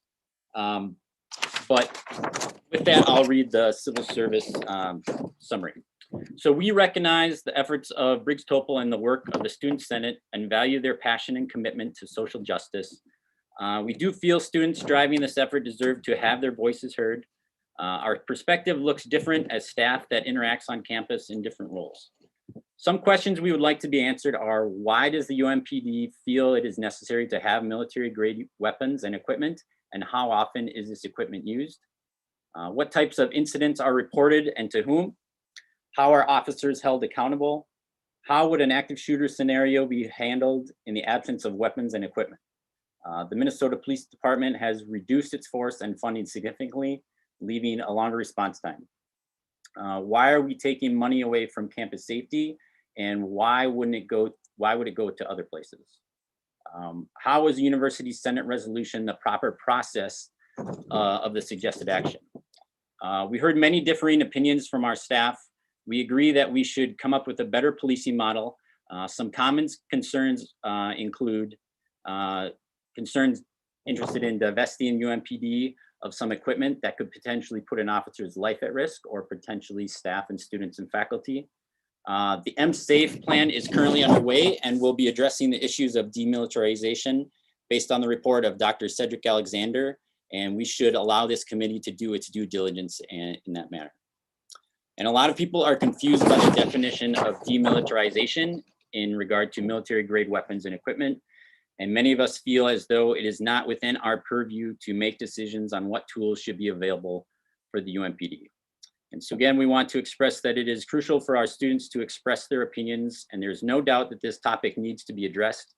But after much discussion, the Civil Service Senate voted not to support the resolution in its current form by about 90%. So while we agree with some elements of this proposal, as a whole, we voted not to support it at this time. Thank you. Thank you very much, Mark. Okay, and last but certainly not least, speaking for PAC is Erin Heath. Good afternoon, everyone. On behalf of the P&A leadership, we would first like to acknowledge all the incredibly hard work invested by the drafters of this proposal, including but not limited to their extensive research efforts, their willingness to listen to concerns, and perhaps most importantly, their broad consultation, all in addition to managing their other academic, personal, and professional responsibilities. We realize our consultative process may sometimes be onerous, yet at the same time, the intent of the consultation is to provide collective feedback in a way which improves the quality and ultimately success of proposals brought through this process. It is with this intent in mind that we are providing this statement, which was drafted in consultation with P&A leadership. We acknowledge and understand the urgency of actions needed, and we join the students in the call for debate and action with some immediacy. We advocate for a balanced approach to this issue, one which balances the need for all to feel welcome on our campus and what that safety means to different groups and individuals, with the complexities of managing security on a sprawling campus that connects with many local communities. Thus, we urge students to more substantially incorporate feedback provided during the consultative process in hopes of making this resolution more successful. To that end, we as P&A leadership advocate for the following. We ask for additional consideration of removing the terms demilitarization and military grade from the proposal. While these terms have been defined by the students and used by Dr. Alexander in his report, these words have been interpreted differently by various stakeholders, and this difference likely contributed to the delay of proposal approval. Simply stating automatic or fully automatic rifles, for example, may provide needed clarity in a more neutral way. We recognize that UMPD interacts with individuals on this campus and near campus who are armed with the intent of conducting criminal acts. For this reason, we believe it is not viable for UMPD to be able to fully meet the campus needs, at least in some cases, without access to a firearm. The P&A Senate leadership strongly supports the intention to limit the use of semi-automatic and automatic rifles, and if possible, in consultation with the police department, completely eliminate the use of these rifles. We also highly encourage UMPD to acquire and utilize more non-lethal engagement options whenever possible, providing a proportionate multidisciplinary response to police calls, as compared to sending officers to all types of situations with the same level of weaponry, for instance, may be one way to simultaneously reduce the burden on police officers to be experts in all types of situations, while also reducing the need for firearms.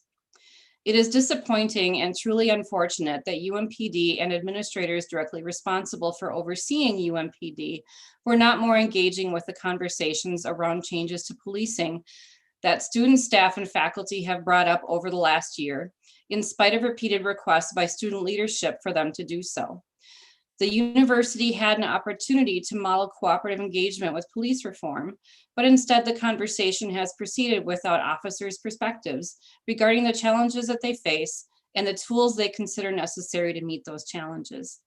We acknowledge that none of us are experts on the specifics of policing or firearms. That said, we hope this feedback is received with this consideration in mind, that we fully support the intent of this proposal, and that we as P&A Senate leadership are willing partners who seek to be part of the solution. I yield my time. Thank you. Thank you very much, Erin, Mark, Ross, and Nicole. Okay, so this is a very complex issue and we anticipate a lot of questions, but because we knew there would be some questions that everyone would share, we took the advanced step of asking Senior Vice President Myron Franz to prepare answers in response to some of the questions that were submitted in advance. So now I will turn it over to Myron. Thank you, President Gable, and thank you for this conversation. I want to first of all agree with pretty much everything that's been said about the urgency and the need for this kind of a conversation. We appreciate the conversation. We appreciate the ideas that have been generated. And I just want to make it clear from the beginning that Chief Clark and I had a good conversation with Briggs several weeks ago to review and discuss some of the issues in his resolution. We found that meeting to be helpful, And although we don't agree on everything, we respect the need of Briggs and the folks he represents to bring this motion forward or this resolution forward. I'd just like to say, first of all, that obviously these are difficult conversations. The whole situation that we're living in under these days, both with the COVID facing us, but what's happened with the civil unrest and racial justice from last year with the tragic killing of George Floyd. I can tell you personally that I've seen my own reaction to these changes and the need for focusing more intently on social justice and racial justice issues. So I can assure you that in my new role here, I take these issues very, very seriously. I want to address several of the factual issues about demilitarization and military style equipment. I just want to say, first of all, that one of the things that Chief Clark and I have done already is to meet with Dr. Quick and Dr. Culbreth, as President Gable mentioned, the co-chairs of the MSAFE implementation team. And as has been referred to by several speakers, we are actively engaged in that process. You'll be happy to know that both Dr. Quick and Dr. Culbreth gave us homework to do, and we're working on that, but we're also engaged in an ongoing conversation and dialogue about how do we implement the recommendations from the Dr. Alexander report. You'll all will recall when that was released in January, there were a number of things that we started doing immediately, and some of them pertain to what we're talking about today. I'll just take a minute because I know we want to get to questions, but one of the key things, as mentioned by President Gable, was the creation of the MSAFE implementation team, which is an ongoing effort that we're engaged in. But the other equally, these other areas are also very important, and that is, for example, equipping UMPD officers with body cameras. As you know, we made the policy for body cameras. We presented that to the Board of Regents meeting in March. We posted the policy on the website. We've got comments, and we've begun the procurement process in order to purchase the equipment. But we've got to hire a data manager to monitor the recording data according to statute, and we've begun planning training for UMPD police officers. Our goal is to have this body camera deployed as soon as possible. And as you might not be surprised, some of the issues raised today will, we think, be addressed in some ways by the addition of body cameras as an additional tool that the UMPD officers will have on a daily basis. The other thing that I want to mention also is that we've been working on purchasing and distributing the Rave Guardian campus safety app. Some of you may be aware of that. We've been working with the Minnesota Student Association, the safety committee. We've met with them, got a lot of good feedback about their ideas about some of the features that we should make sure are active on the safety app. We're working with those students to collaborate on how to roll out and how to test the new safety app to make it available for all students, faculty, and staff. So it's another way that we're working with the students and the community to try to increase and enhance safety. Because I do think, we do have to step back and remember that the real goal of the public safety department is safety. That's why we do call it public safety for a reason. And we're really concerned. And our top priority is the safety of everybody, not just students, faculty, and staff, but also visitors to our campus. So one of the things that we're working on right now is to try to work through that MSAFE implementation team to go through some of these issues. Let me just deal with two quick issues that are raised by the comments today, but also in Dr. Alexander's report. And it was mentioned that in Dr. Alexander's report in Pillar 6, use of equipment and technology, he talks about the demilitarization of the UMPD to eliminate all military-grade weapons, vehicles, ammunition, tear gas, except under certain conditions that will be determined through this review process. So clearly what Dr. Alexander was contemplating was the removal of any equipment must be through a process that involves consultation and under what conditions the equipment would be maintained. Demilitarization is about policy and process. The policy around equipment, including weapons, needs to address inventory use and transparency in terms of reporting.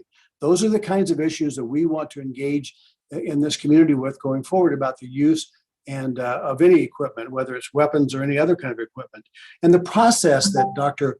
Alexander talked about was, how do we have the communication with the community to build trust so that you will all understand under what conditions and what circumstances we believe that we should have weapons available, and should we report on that?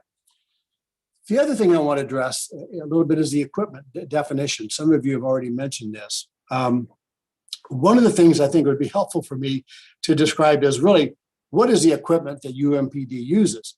One of the things that pursuant to UMPD policies, UMPD officers have available body armor, they have available handguns, rifles, police cars, emergency lights, sirens, Narcan for use in possible drug overdose cases, and medical equipment, just to mention a few. And as I mentioned, they'll soon be wearing body cameras. This equipment is similar to police departments in Minnesota and across the country, and also in Big Ten campuses and police departments.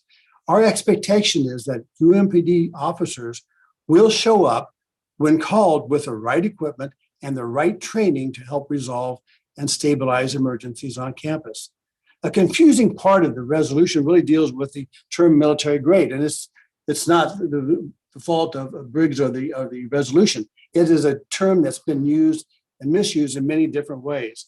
UMPD does not purchase or receive any equipment from the military. The UMPD firearms can be purchased at any sporting goods store. When a UMPD officer wears body armor as required by our policies, that same body armor might also be worn by the military. This does not make the body armor military grade equipment, which the definition in the resolution suggests. The other thing I want to mention is the 1033 program that's referenced. So in 1991, Congress authorized the Defense Logistics Agency to transfer excess property to law enforcement agencies, and they later established the Law Enforcement Support Office to carry out this function. Well, the program is referred to as the 1033 program because that's the number of the statute that is underneath. But UMPD does not possess, nor does it intend to acquire any equipment under the 1033 program or any related program. We don't believe that there's any equipment there that would be helpful or necessary for the UMPD. I think the last thing I sort of want to mention before we open it up for questions is the use of the rifles that has come under some scrutiny. I think one of the things that we realize is that you cannot anticipate what the situation is going to be like that an officer may be called on to respond to. Rifles, in many cases, replaced shotguns in almost all Minnesota and national police vehicles back in the 1990s.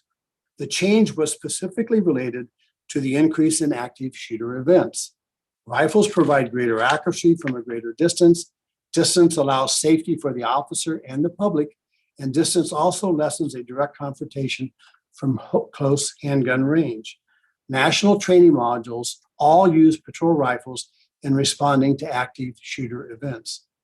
Rifles are particularly useful and needed in school or office building environment with large distances and spaces where you cannot access easily. Police rifles are not military weapons. These rifles are not fully automatic, and they can be purchased at any gun or sporting goods store by the public. Now, that may be another issue all in and of itself, but the key here is that UMPD does not participate in any military equipment program and does not possess any firearms received from the military. The last thing I'll mention before pausing, and that is the idea of the Public Safety Department and what it is that we try to do at the Minnesota Department of the University of Minnesota Department of Public Safety. And that is being reactive to the safety needs of the university at large. And that is our priority. The DPS, the Department of Public Safety, and UMPD, they have a really long history dating back to 1947 of safety-focused services. But remember, the department provides police-related services, obviously, but also 911 service, camera monitoring services, building access control, security patrols and escorts, medical and fire responses. So as the department tries to plan for comprehensive safety planning, one of the things they try to look at, what is the wide range of services that might be needed to provide safety to the university community. Obviously, we work with the jurisdictions near the campus to keep the campus community safe in addition to the on-campus situation. But it's important to note that UMPD on all of its campuses has not had a lethal encounter or used their firearms against a person or had any in-custody death in their history. This doesn't mean that these issues and your concerns are not important. And there are people who have concerns about the policing as we know it today. I will tell you that Chief Clark and I are committed to engaging in the MSAFE implementation team process. But beyond that, with the new Safety Committee of the Minnesota Senate, we look forward to these continuing dialogues because these conversations are critical for all of us to express our opinions. And at that point, I'll stop and take any questions. Thank you, President Gable. Thank you, Myron. So with apologies for going a little bit off topic, it's interesting to note for this body that while we have been meeting, the news has broken that the governor is going to open up vaccine eligibility to everyone over 16 starting March 30th. Confirm that with your local provider, sign up for the connector.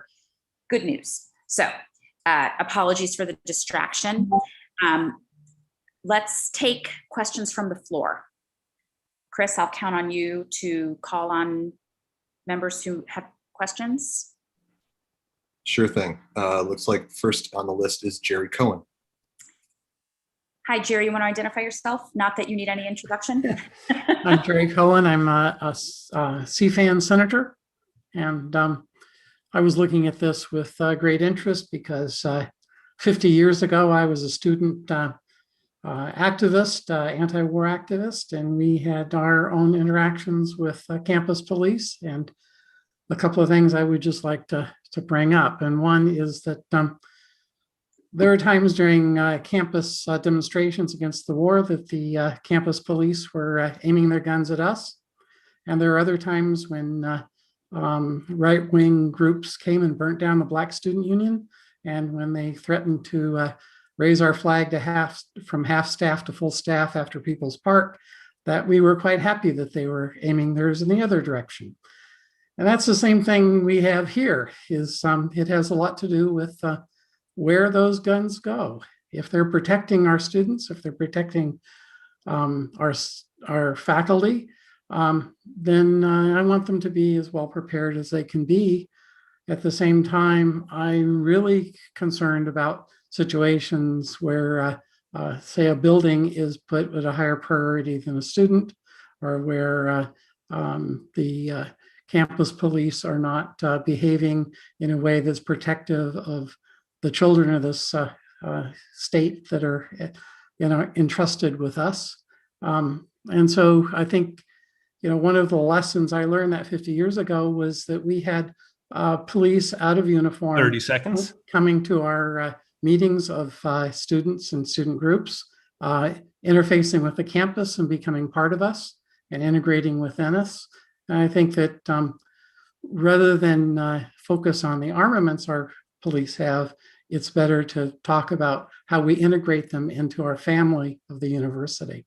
And I just encourage thought about how to do that integration within us as a community. And with that, I'll be quiet and be on time, hopefully. Thank you, Jerry. Next on the list, I see Ava von Dassel.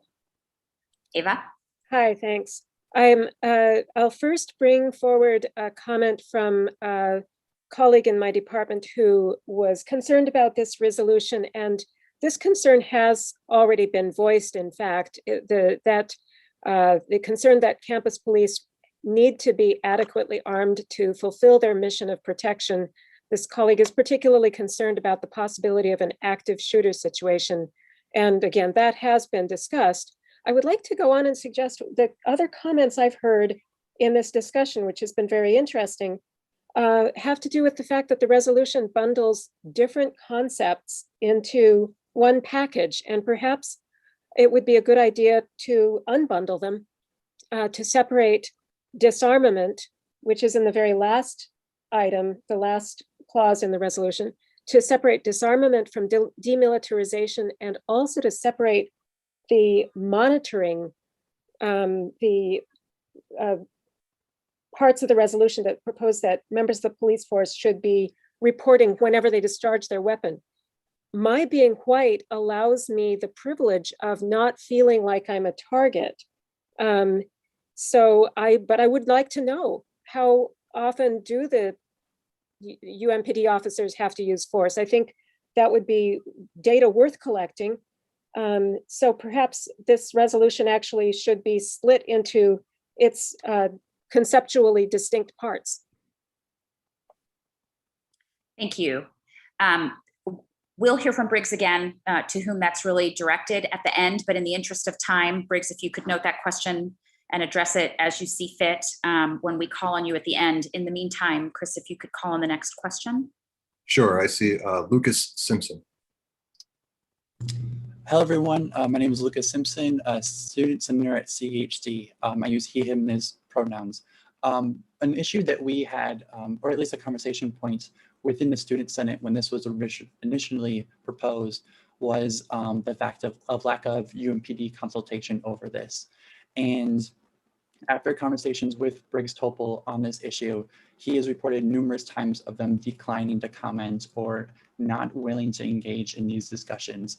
And from a sense of what I've gotten from everyone else here is that we would like to hear what they have to say along those issues. And I would like to implore, maybe as a university senate, we ask for UMPD to comment and to share their thoughts on this resolution as an entire body. Thank you. Thank you. Next question. Point of information. Yes, Scott. Scott Petty, CFAN's graduate student senator. To Lucas's point, I was thinking the same thing. Can we make that as a motion that the Senate invite Chief Clark to come to the next meeting and be available to be questioned by the University Senate, and that you, as the chair of the Student Senate, chair of the University Senate and president, instruct him to do so? Is that a motion we can make? I'm going to defer. I think that is new business. If you would like to make that motion in new business. I'm not trying to make it. I'm asking a point of information of whether that's an action we can take.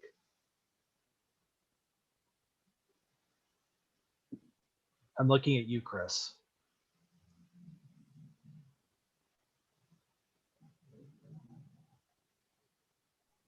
I would refer to the parliamentarian.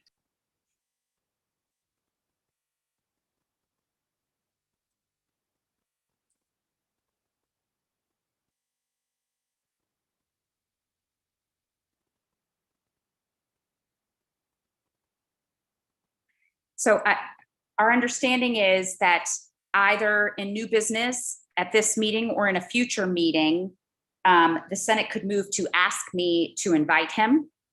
And so that would be up to this body. Can we call on the next question?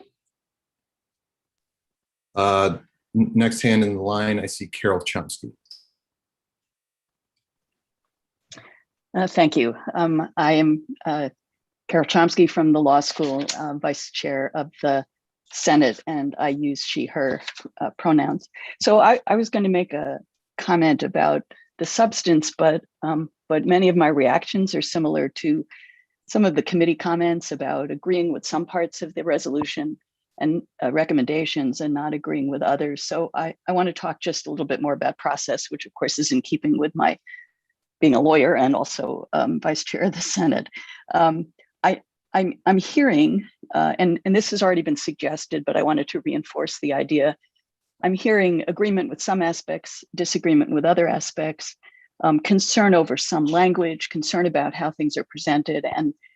And I think it might be helpful if this had some consideration. The Senate is a hard place to debate language and debate individual particulars and revise a resolution. And it might be appropriate, it might be helpful to have the SCC in particular do one more round in effect on this, hear from all of, take into account what has been said today, what the committees have said, what they might say and representatives might say in that meeting, and propose maybe revisions or particular revisions or even an alternate version of this as a possibility. I'm just thinking about how to bring it back in a form that will be helpful next time. And I also think it might be helpful when it's presented, and this is something the proponents could do, or perhaps the SCC could do in proposing it, to break out recommendations, because I would hate to see the whole thing fail when there is support for some aspects of it, strong support for some aspects of it, but concern about some other aspects. And bundling it together, I do think could be a problem. There's a lot of support for some pieces of this, and I would like to see, I'm sympathetic with the idea that we really need to move forward on this, that the students understandably think there needs to be action. And that would be a way to get firm, strong action on important pieces of it, on which there would be agreement. Thank you, Carol. Next question, please. Next hand in the list, I see Missy Juliet. Thank you. My name is Missy Juliet. I am from CLA and I am chair-elect of the consultative committee.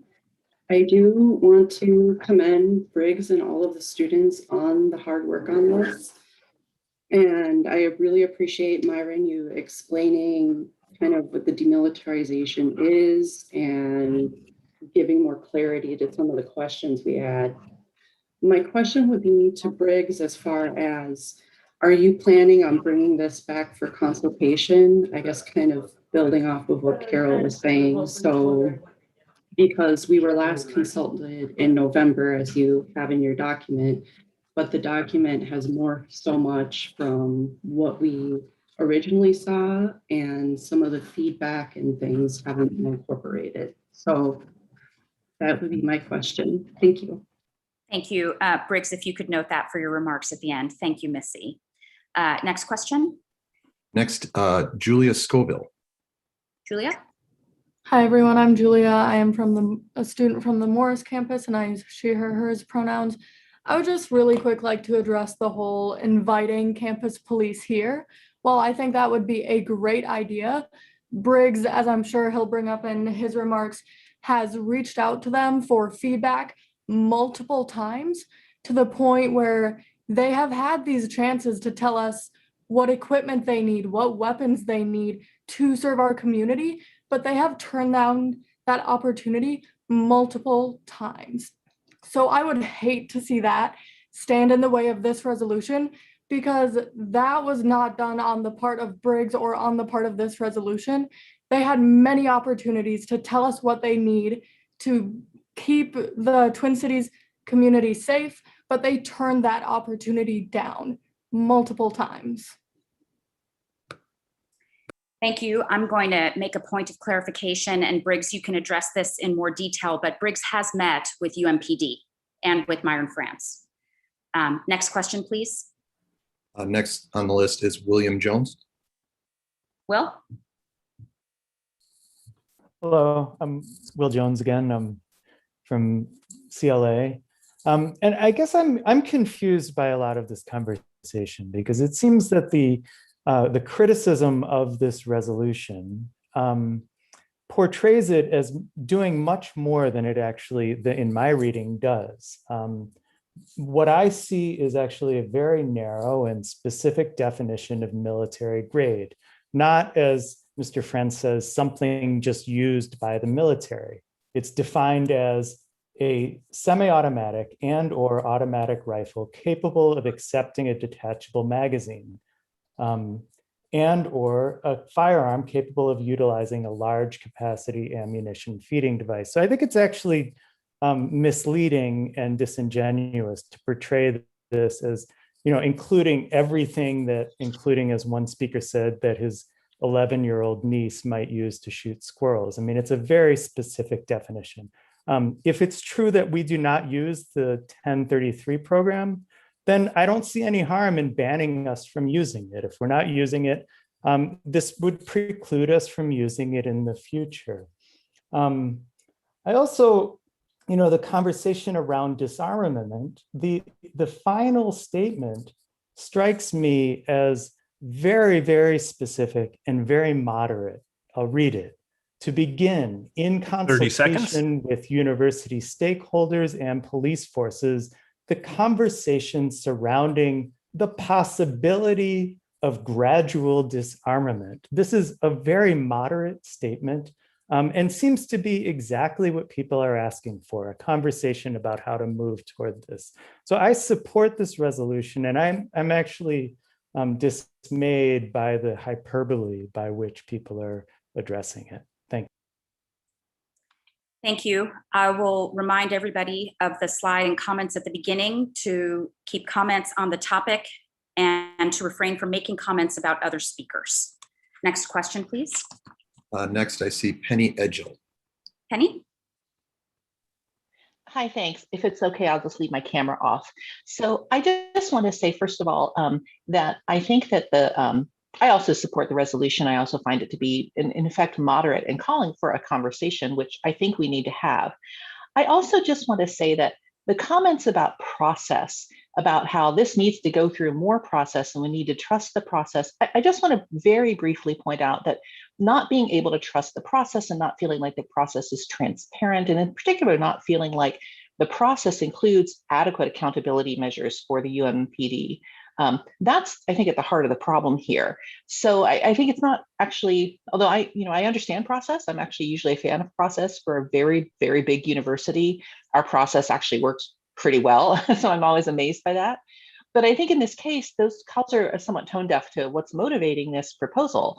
When we had the incident with the Carlson School, right? And I don't know a lot about that, and I wasn't there in person. I know what I read on NPR and a few other news sources, but it certainly seemed to me like when the UMPD showed up, they made things worse, right? And there are repeated stories about this from students of color. I've been in meetings with Chief Clark. I was an associate dean at the time. He would come to meetings with us, sure. He wouldn't engage. He wouldn't really talk about the substance of the concerns that were being raised by students and faculty. So I really think that there is some sense here in which the support for this resolution, thank you, would be a support for really endorsing the need for more transparent process, better communication, and better accountability. And I'm for all of those things, and I hope others are for them too. Thank you so much. Thank you very much. Next question. Next is Martha Faistland. Martha. Thank you. Yes, my name is Marty Fassel. I use she, her pronouns. I work at the University of Minnesota Duluth as a PNA senator. And I just wanted to kind of bring up maybe a clarifying point. As I read the resolution, it is representing both the Twin Cities Campus Police Department and the University of Minnesota Duluth Police Department. However, a lot of our comments today and what how I think I'm understanding some comments from before we opened up to the Greater Senate, it seemed to mostly represent the Twin Cities Police Department. Now, I don't fully know how the two police departments intertwine, so I could be misinterpreting, but I just wanted to I guess, make sure that I'm understanding that this is a resolution that would impact both departments, both campuses, and then I would have questions of, do all of these kind of recommendations work for both campuses and both departments? I'm in support of these things, but would just understand that our departments and use of weapons and things like that may differ. Thank you, Briggs. If you could note that for your remarks at the end. Next question, please. Next is Nancy Sims. Nancy? Hi, I'm a PNA senator representing the PNA Senate. And I would like to echo some of the comments here that have expressed that they think this was a fairly moderate and well-constructed proposal, and that calls for additional process on this are potentially counterproductive to the point of those making the proposal. I have been involved in plenty of different social justice movements around the Twin Cities, and I know from personal experience the difference between participating in a march like the Women's March, where police officers smile and sometimes even hug people involved in the procession, versus participating in marches from Black Lives Matter, where people are holding weapons, and they may not be pointing them at you, although I have actually seen that. But it's a really different feeling. And it is not a feeling that generates any sense of community connection, trust, or anything other than hostility and escalating aggression. And so I don't actually personally agree with every single bullet point here, but I don't think it's appropriate to ask those putting the proposal forth to wordsmith it further. I think they've made their point quite clear, and I would currently vote in support of the current proposal. Thank you. Next question. Next is Sarani Millikan. Sarani? Hello, I am the law student senator. I use she, her pronouns. And I just want to echo what the CLA senator said before. None of what we're asking for would cause harm.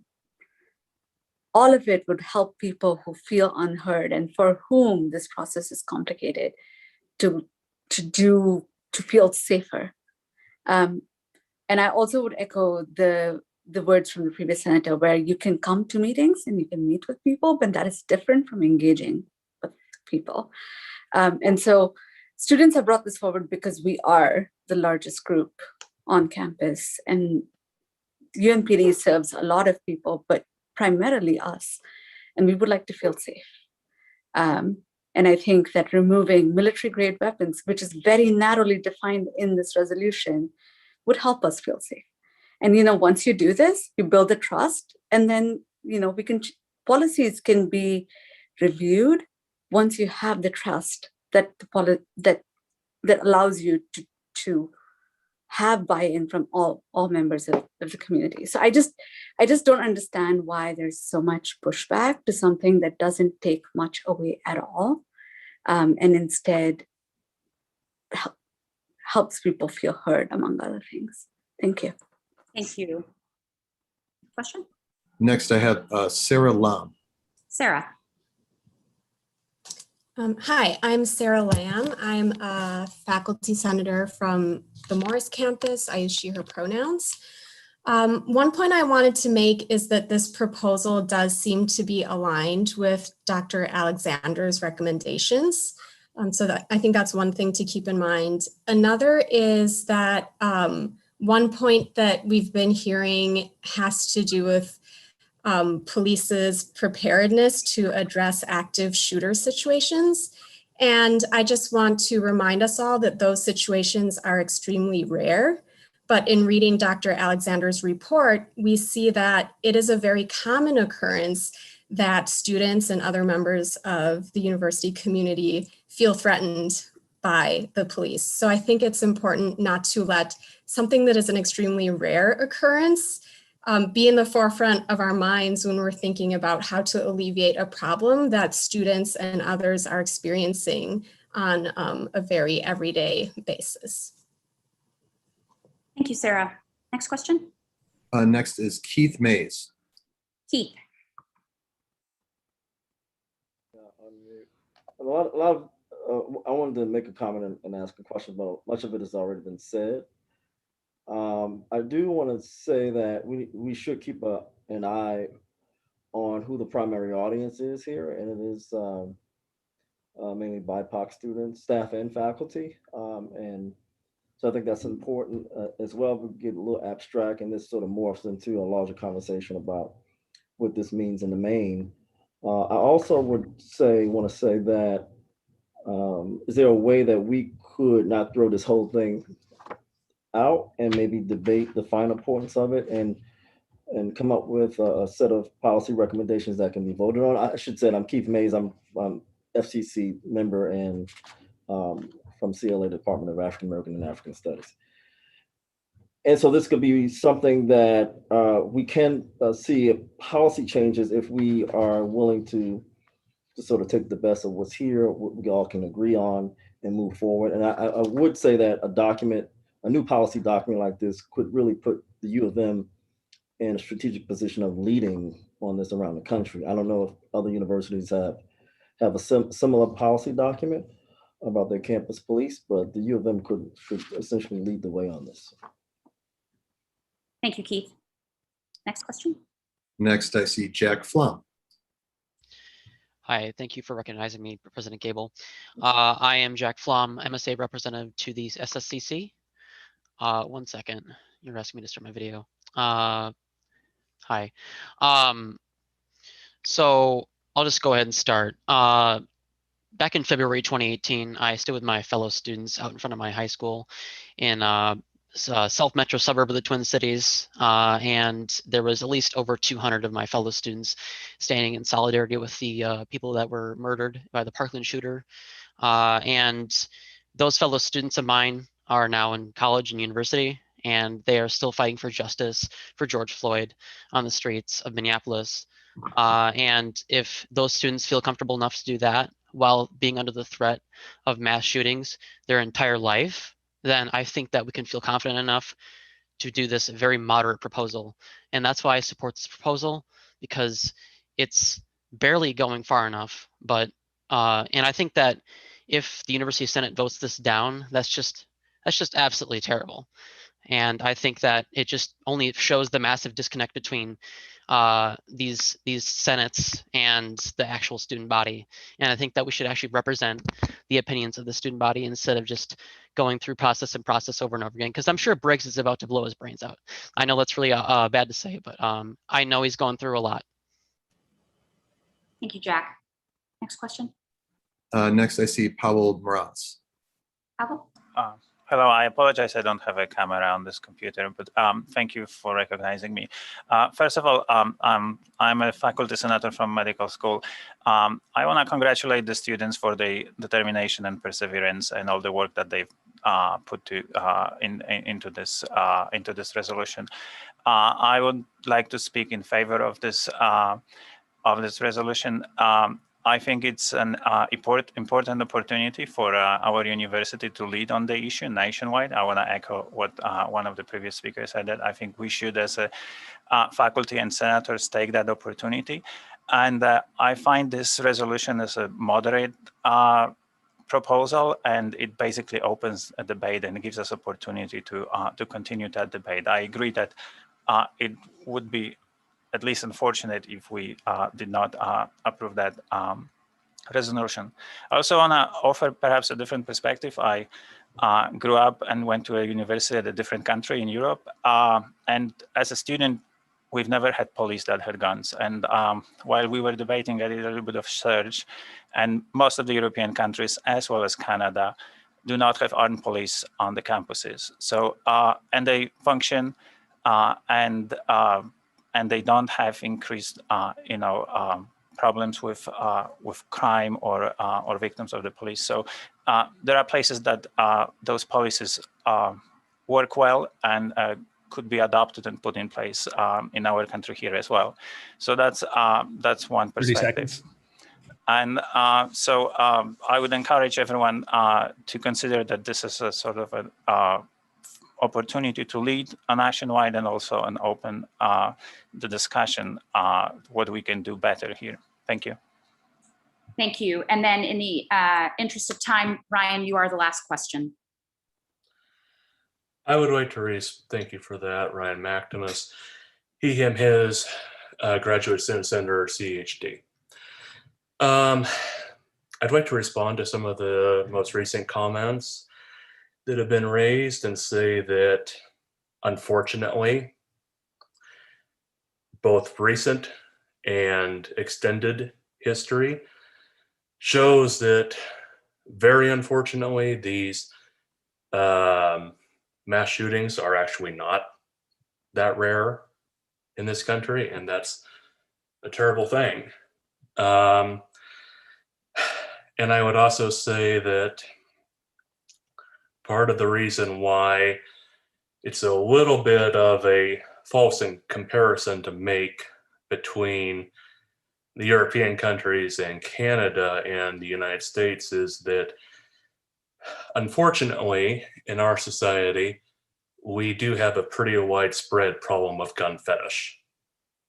And that's sad, but it's the truth. And I will acknowledge my own privilege. I am white. I am a male. And so for that, I have felt some degree of hesitancy to comment and let other people speak, but also for a person, advocate for people with disabilities. I do think that there is value 30 in some of seconds. what is proposed here, but I will raise the following as a point. In the 2019 all-campus elections, this was made as a proposed referenda. In order to foster a more welcoming and inclusive climate on campus, should the University of Minnesota Police Department remove weapons of lethal force from the daily uniforms of their officers? That referendum. Your 2 minutes are expired. Lost by a 56% majority vote of voting students. Thank you. Thank you, Ryan. Okay, Briggs, I've put a lot on you for your last few minutes, but you have the floor.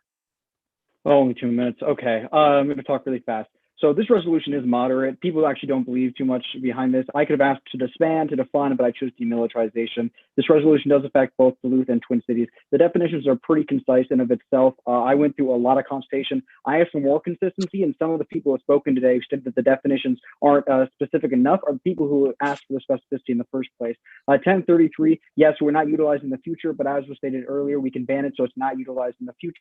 The audit process, equipment, and consultation. Actually, I'm doing exactly what Dr. Alexander asked. As if you read exactly what I asked for, I'm stating that the demilitarization of equipment has to go through an audit process in consultation with stakeholders. So I'm actually doing exactly what Dr. Alexander asked for. We're not demilitarizing all the equipment immediately. We are asking for an audit process, and then we will do consultation with key stakeholders on that. Disarmament, I'm not trying to disarm. I'm actually just trying to ask for a full, open, and honest conversation. Some people do think that we need to disarm, but I'm not asking for that as current. This also ties into the reports on the unsheathing, as it's meant to build a better understanding of our police by the community, and it's also meant to prompt the conversation around disarmament in of itself.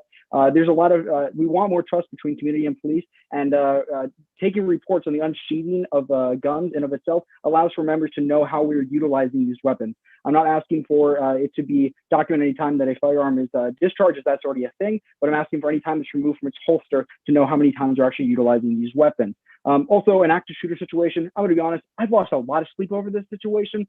To be frank and to be open and transparent, I've cried a lot about this because I don't know how I don't know how I could live with myself if something like this were to occur in the future. I feel terrible. But the thing is that we still have access to surrounding forces and police on campus who will do everything they can in their power to protect lives if that were to occur. But the sad reality is that people on our campuses, they do not feel safe. I've talked with students of color who do not feel safe on campus. Some people feel more comfortable knowing that guns are in the hands of police, but a lot of other people don't. They just don't. But here's the bottom line. My term ends on July 1st.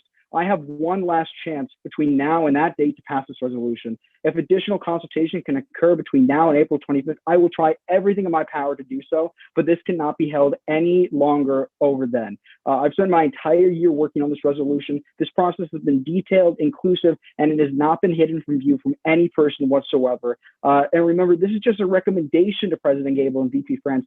They may not implement it at all, but voting for this will demonstrate what you hold as values in of itself.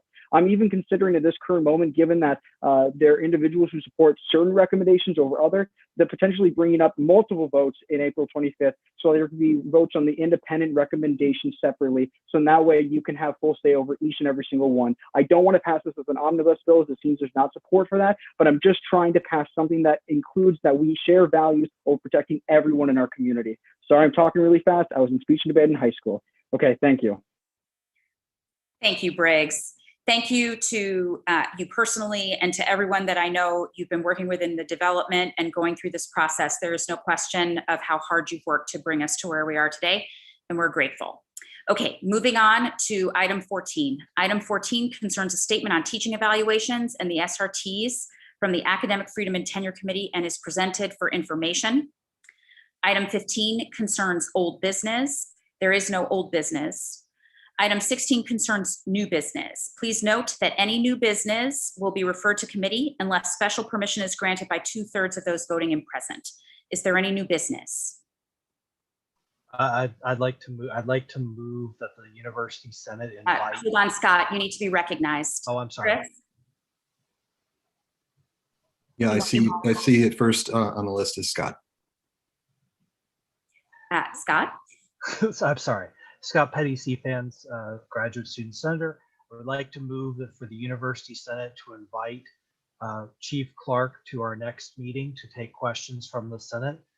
I'd make this almost as a symbolic motion, just as a pushback of criticism of Briggs that's been made multiple times through the current session of not consulting UMPD enough. What does UMPD think about these various things?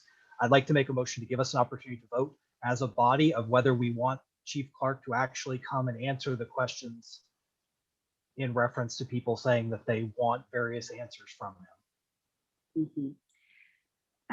Scott, forgive me, is this a motion advising me Yes. to extend an invitation? Okay, Well, colleagues. You're his supervisor. Well, okay, yeah. To extend an invitation from the chair of the University Senate to Chief Clark to come to our next meeting to answer whatever questions members of the University Senate have for him related to Briggs Topol's resolution. Okay, I will note for the body two things. One is that Briggs has met with Chief Clark. The other is that new business will be referred to committee unless special permission is granted by 2/3 of those voting and present. So we need a second on the motion. Second.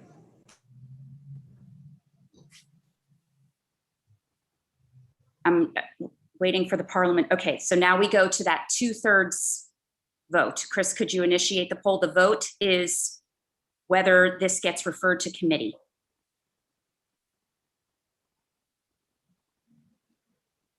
Yes, 1 second. It just takes me a second to get the poll in place.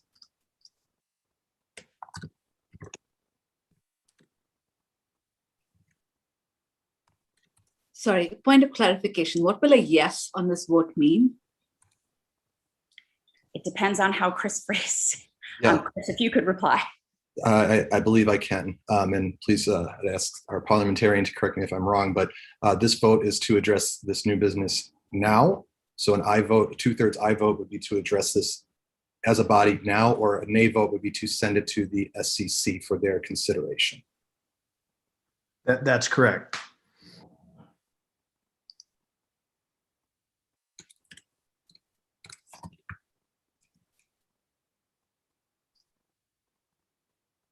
Okay, I believe I have the poll.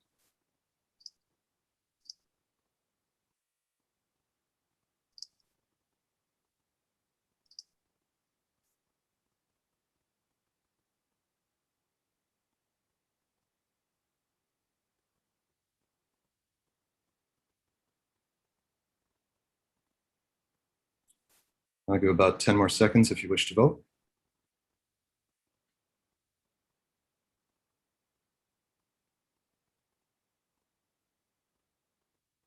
And last call.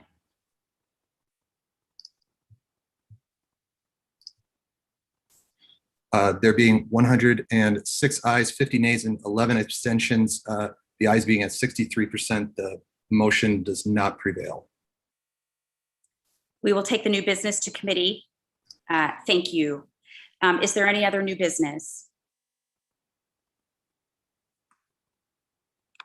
I do see Erica Swan's hand raised. Erica?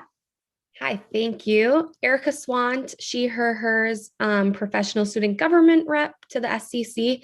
I'm wondering if I can do a motion to discuss or get feedback on a resolution that we passed during Student Senate today regarding, and I think it's good timing because of the governor's expansion of vaccinations, but the resolution is regarding increasing and improving accessibility and equity for COVID-19 testing and vaccination on all system-wide campuses. Apologies, Erica. Are you calling our attention to that, or are you making a motion? Are you? Made a motion to discuss or for feedback. Okay, so as new business, the motion to discuss the resolution, we need to call the 2/3 vote again to see whether we would want to do this in real time or refer it to committee. I will note for the body that the administration will respond to the resolution as we all are both obligated and happy to do. But Chris, if you could post the poll again. Yes, and I will Hopefully this will work. I can relaunch it. That would be exciting. Would be. Zoom, making great advancements. There we go.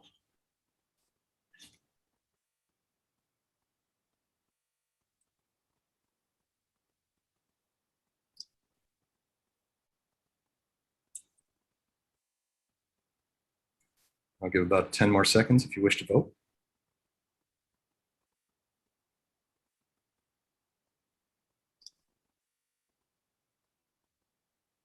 And last call.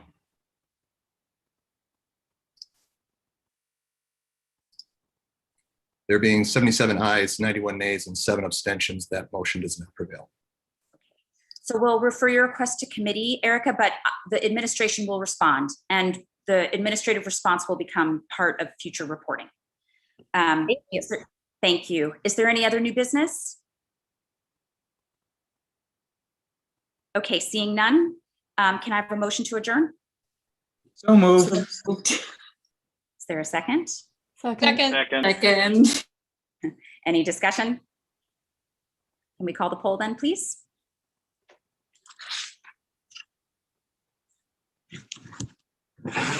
I do always wonder who is voting nay, I must say. I'll give 10 more seconds on that.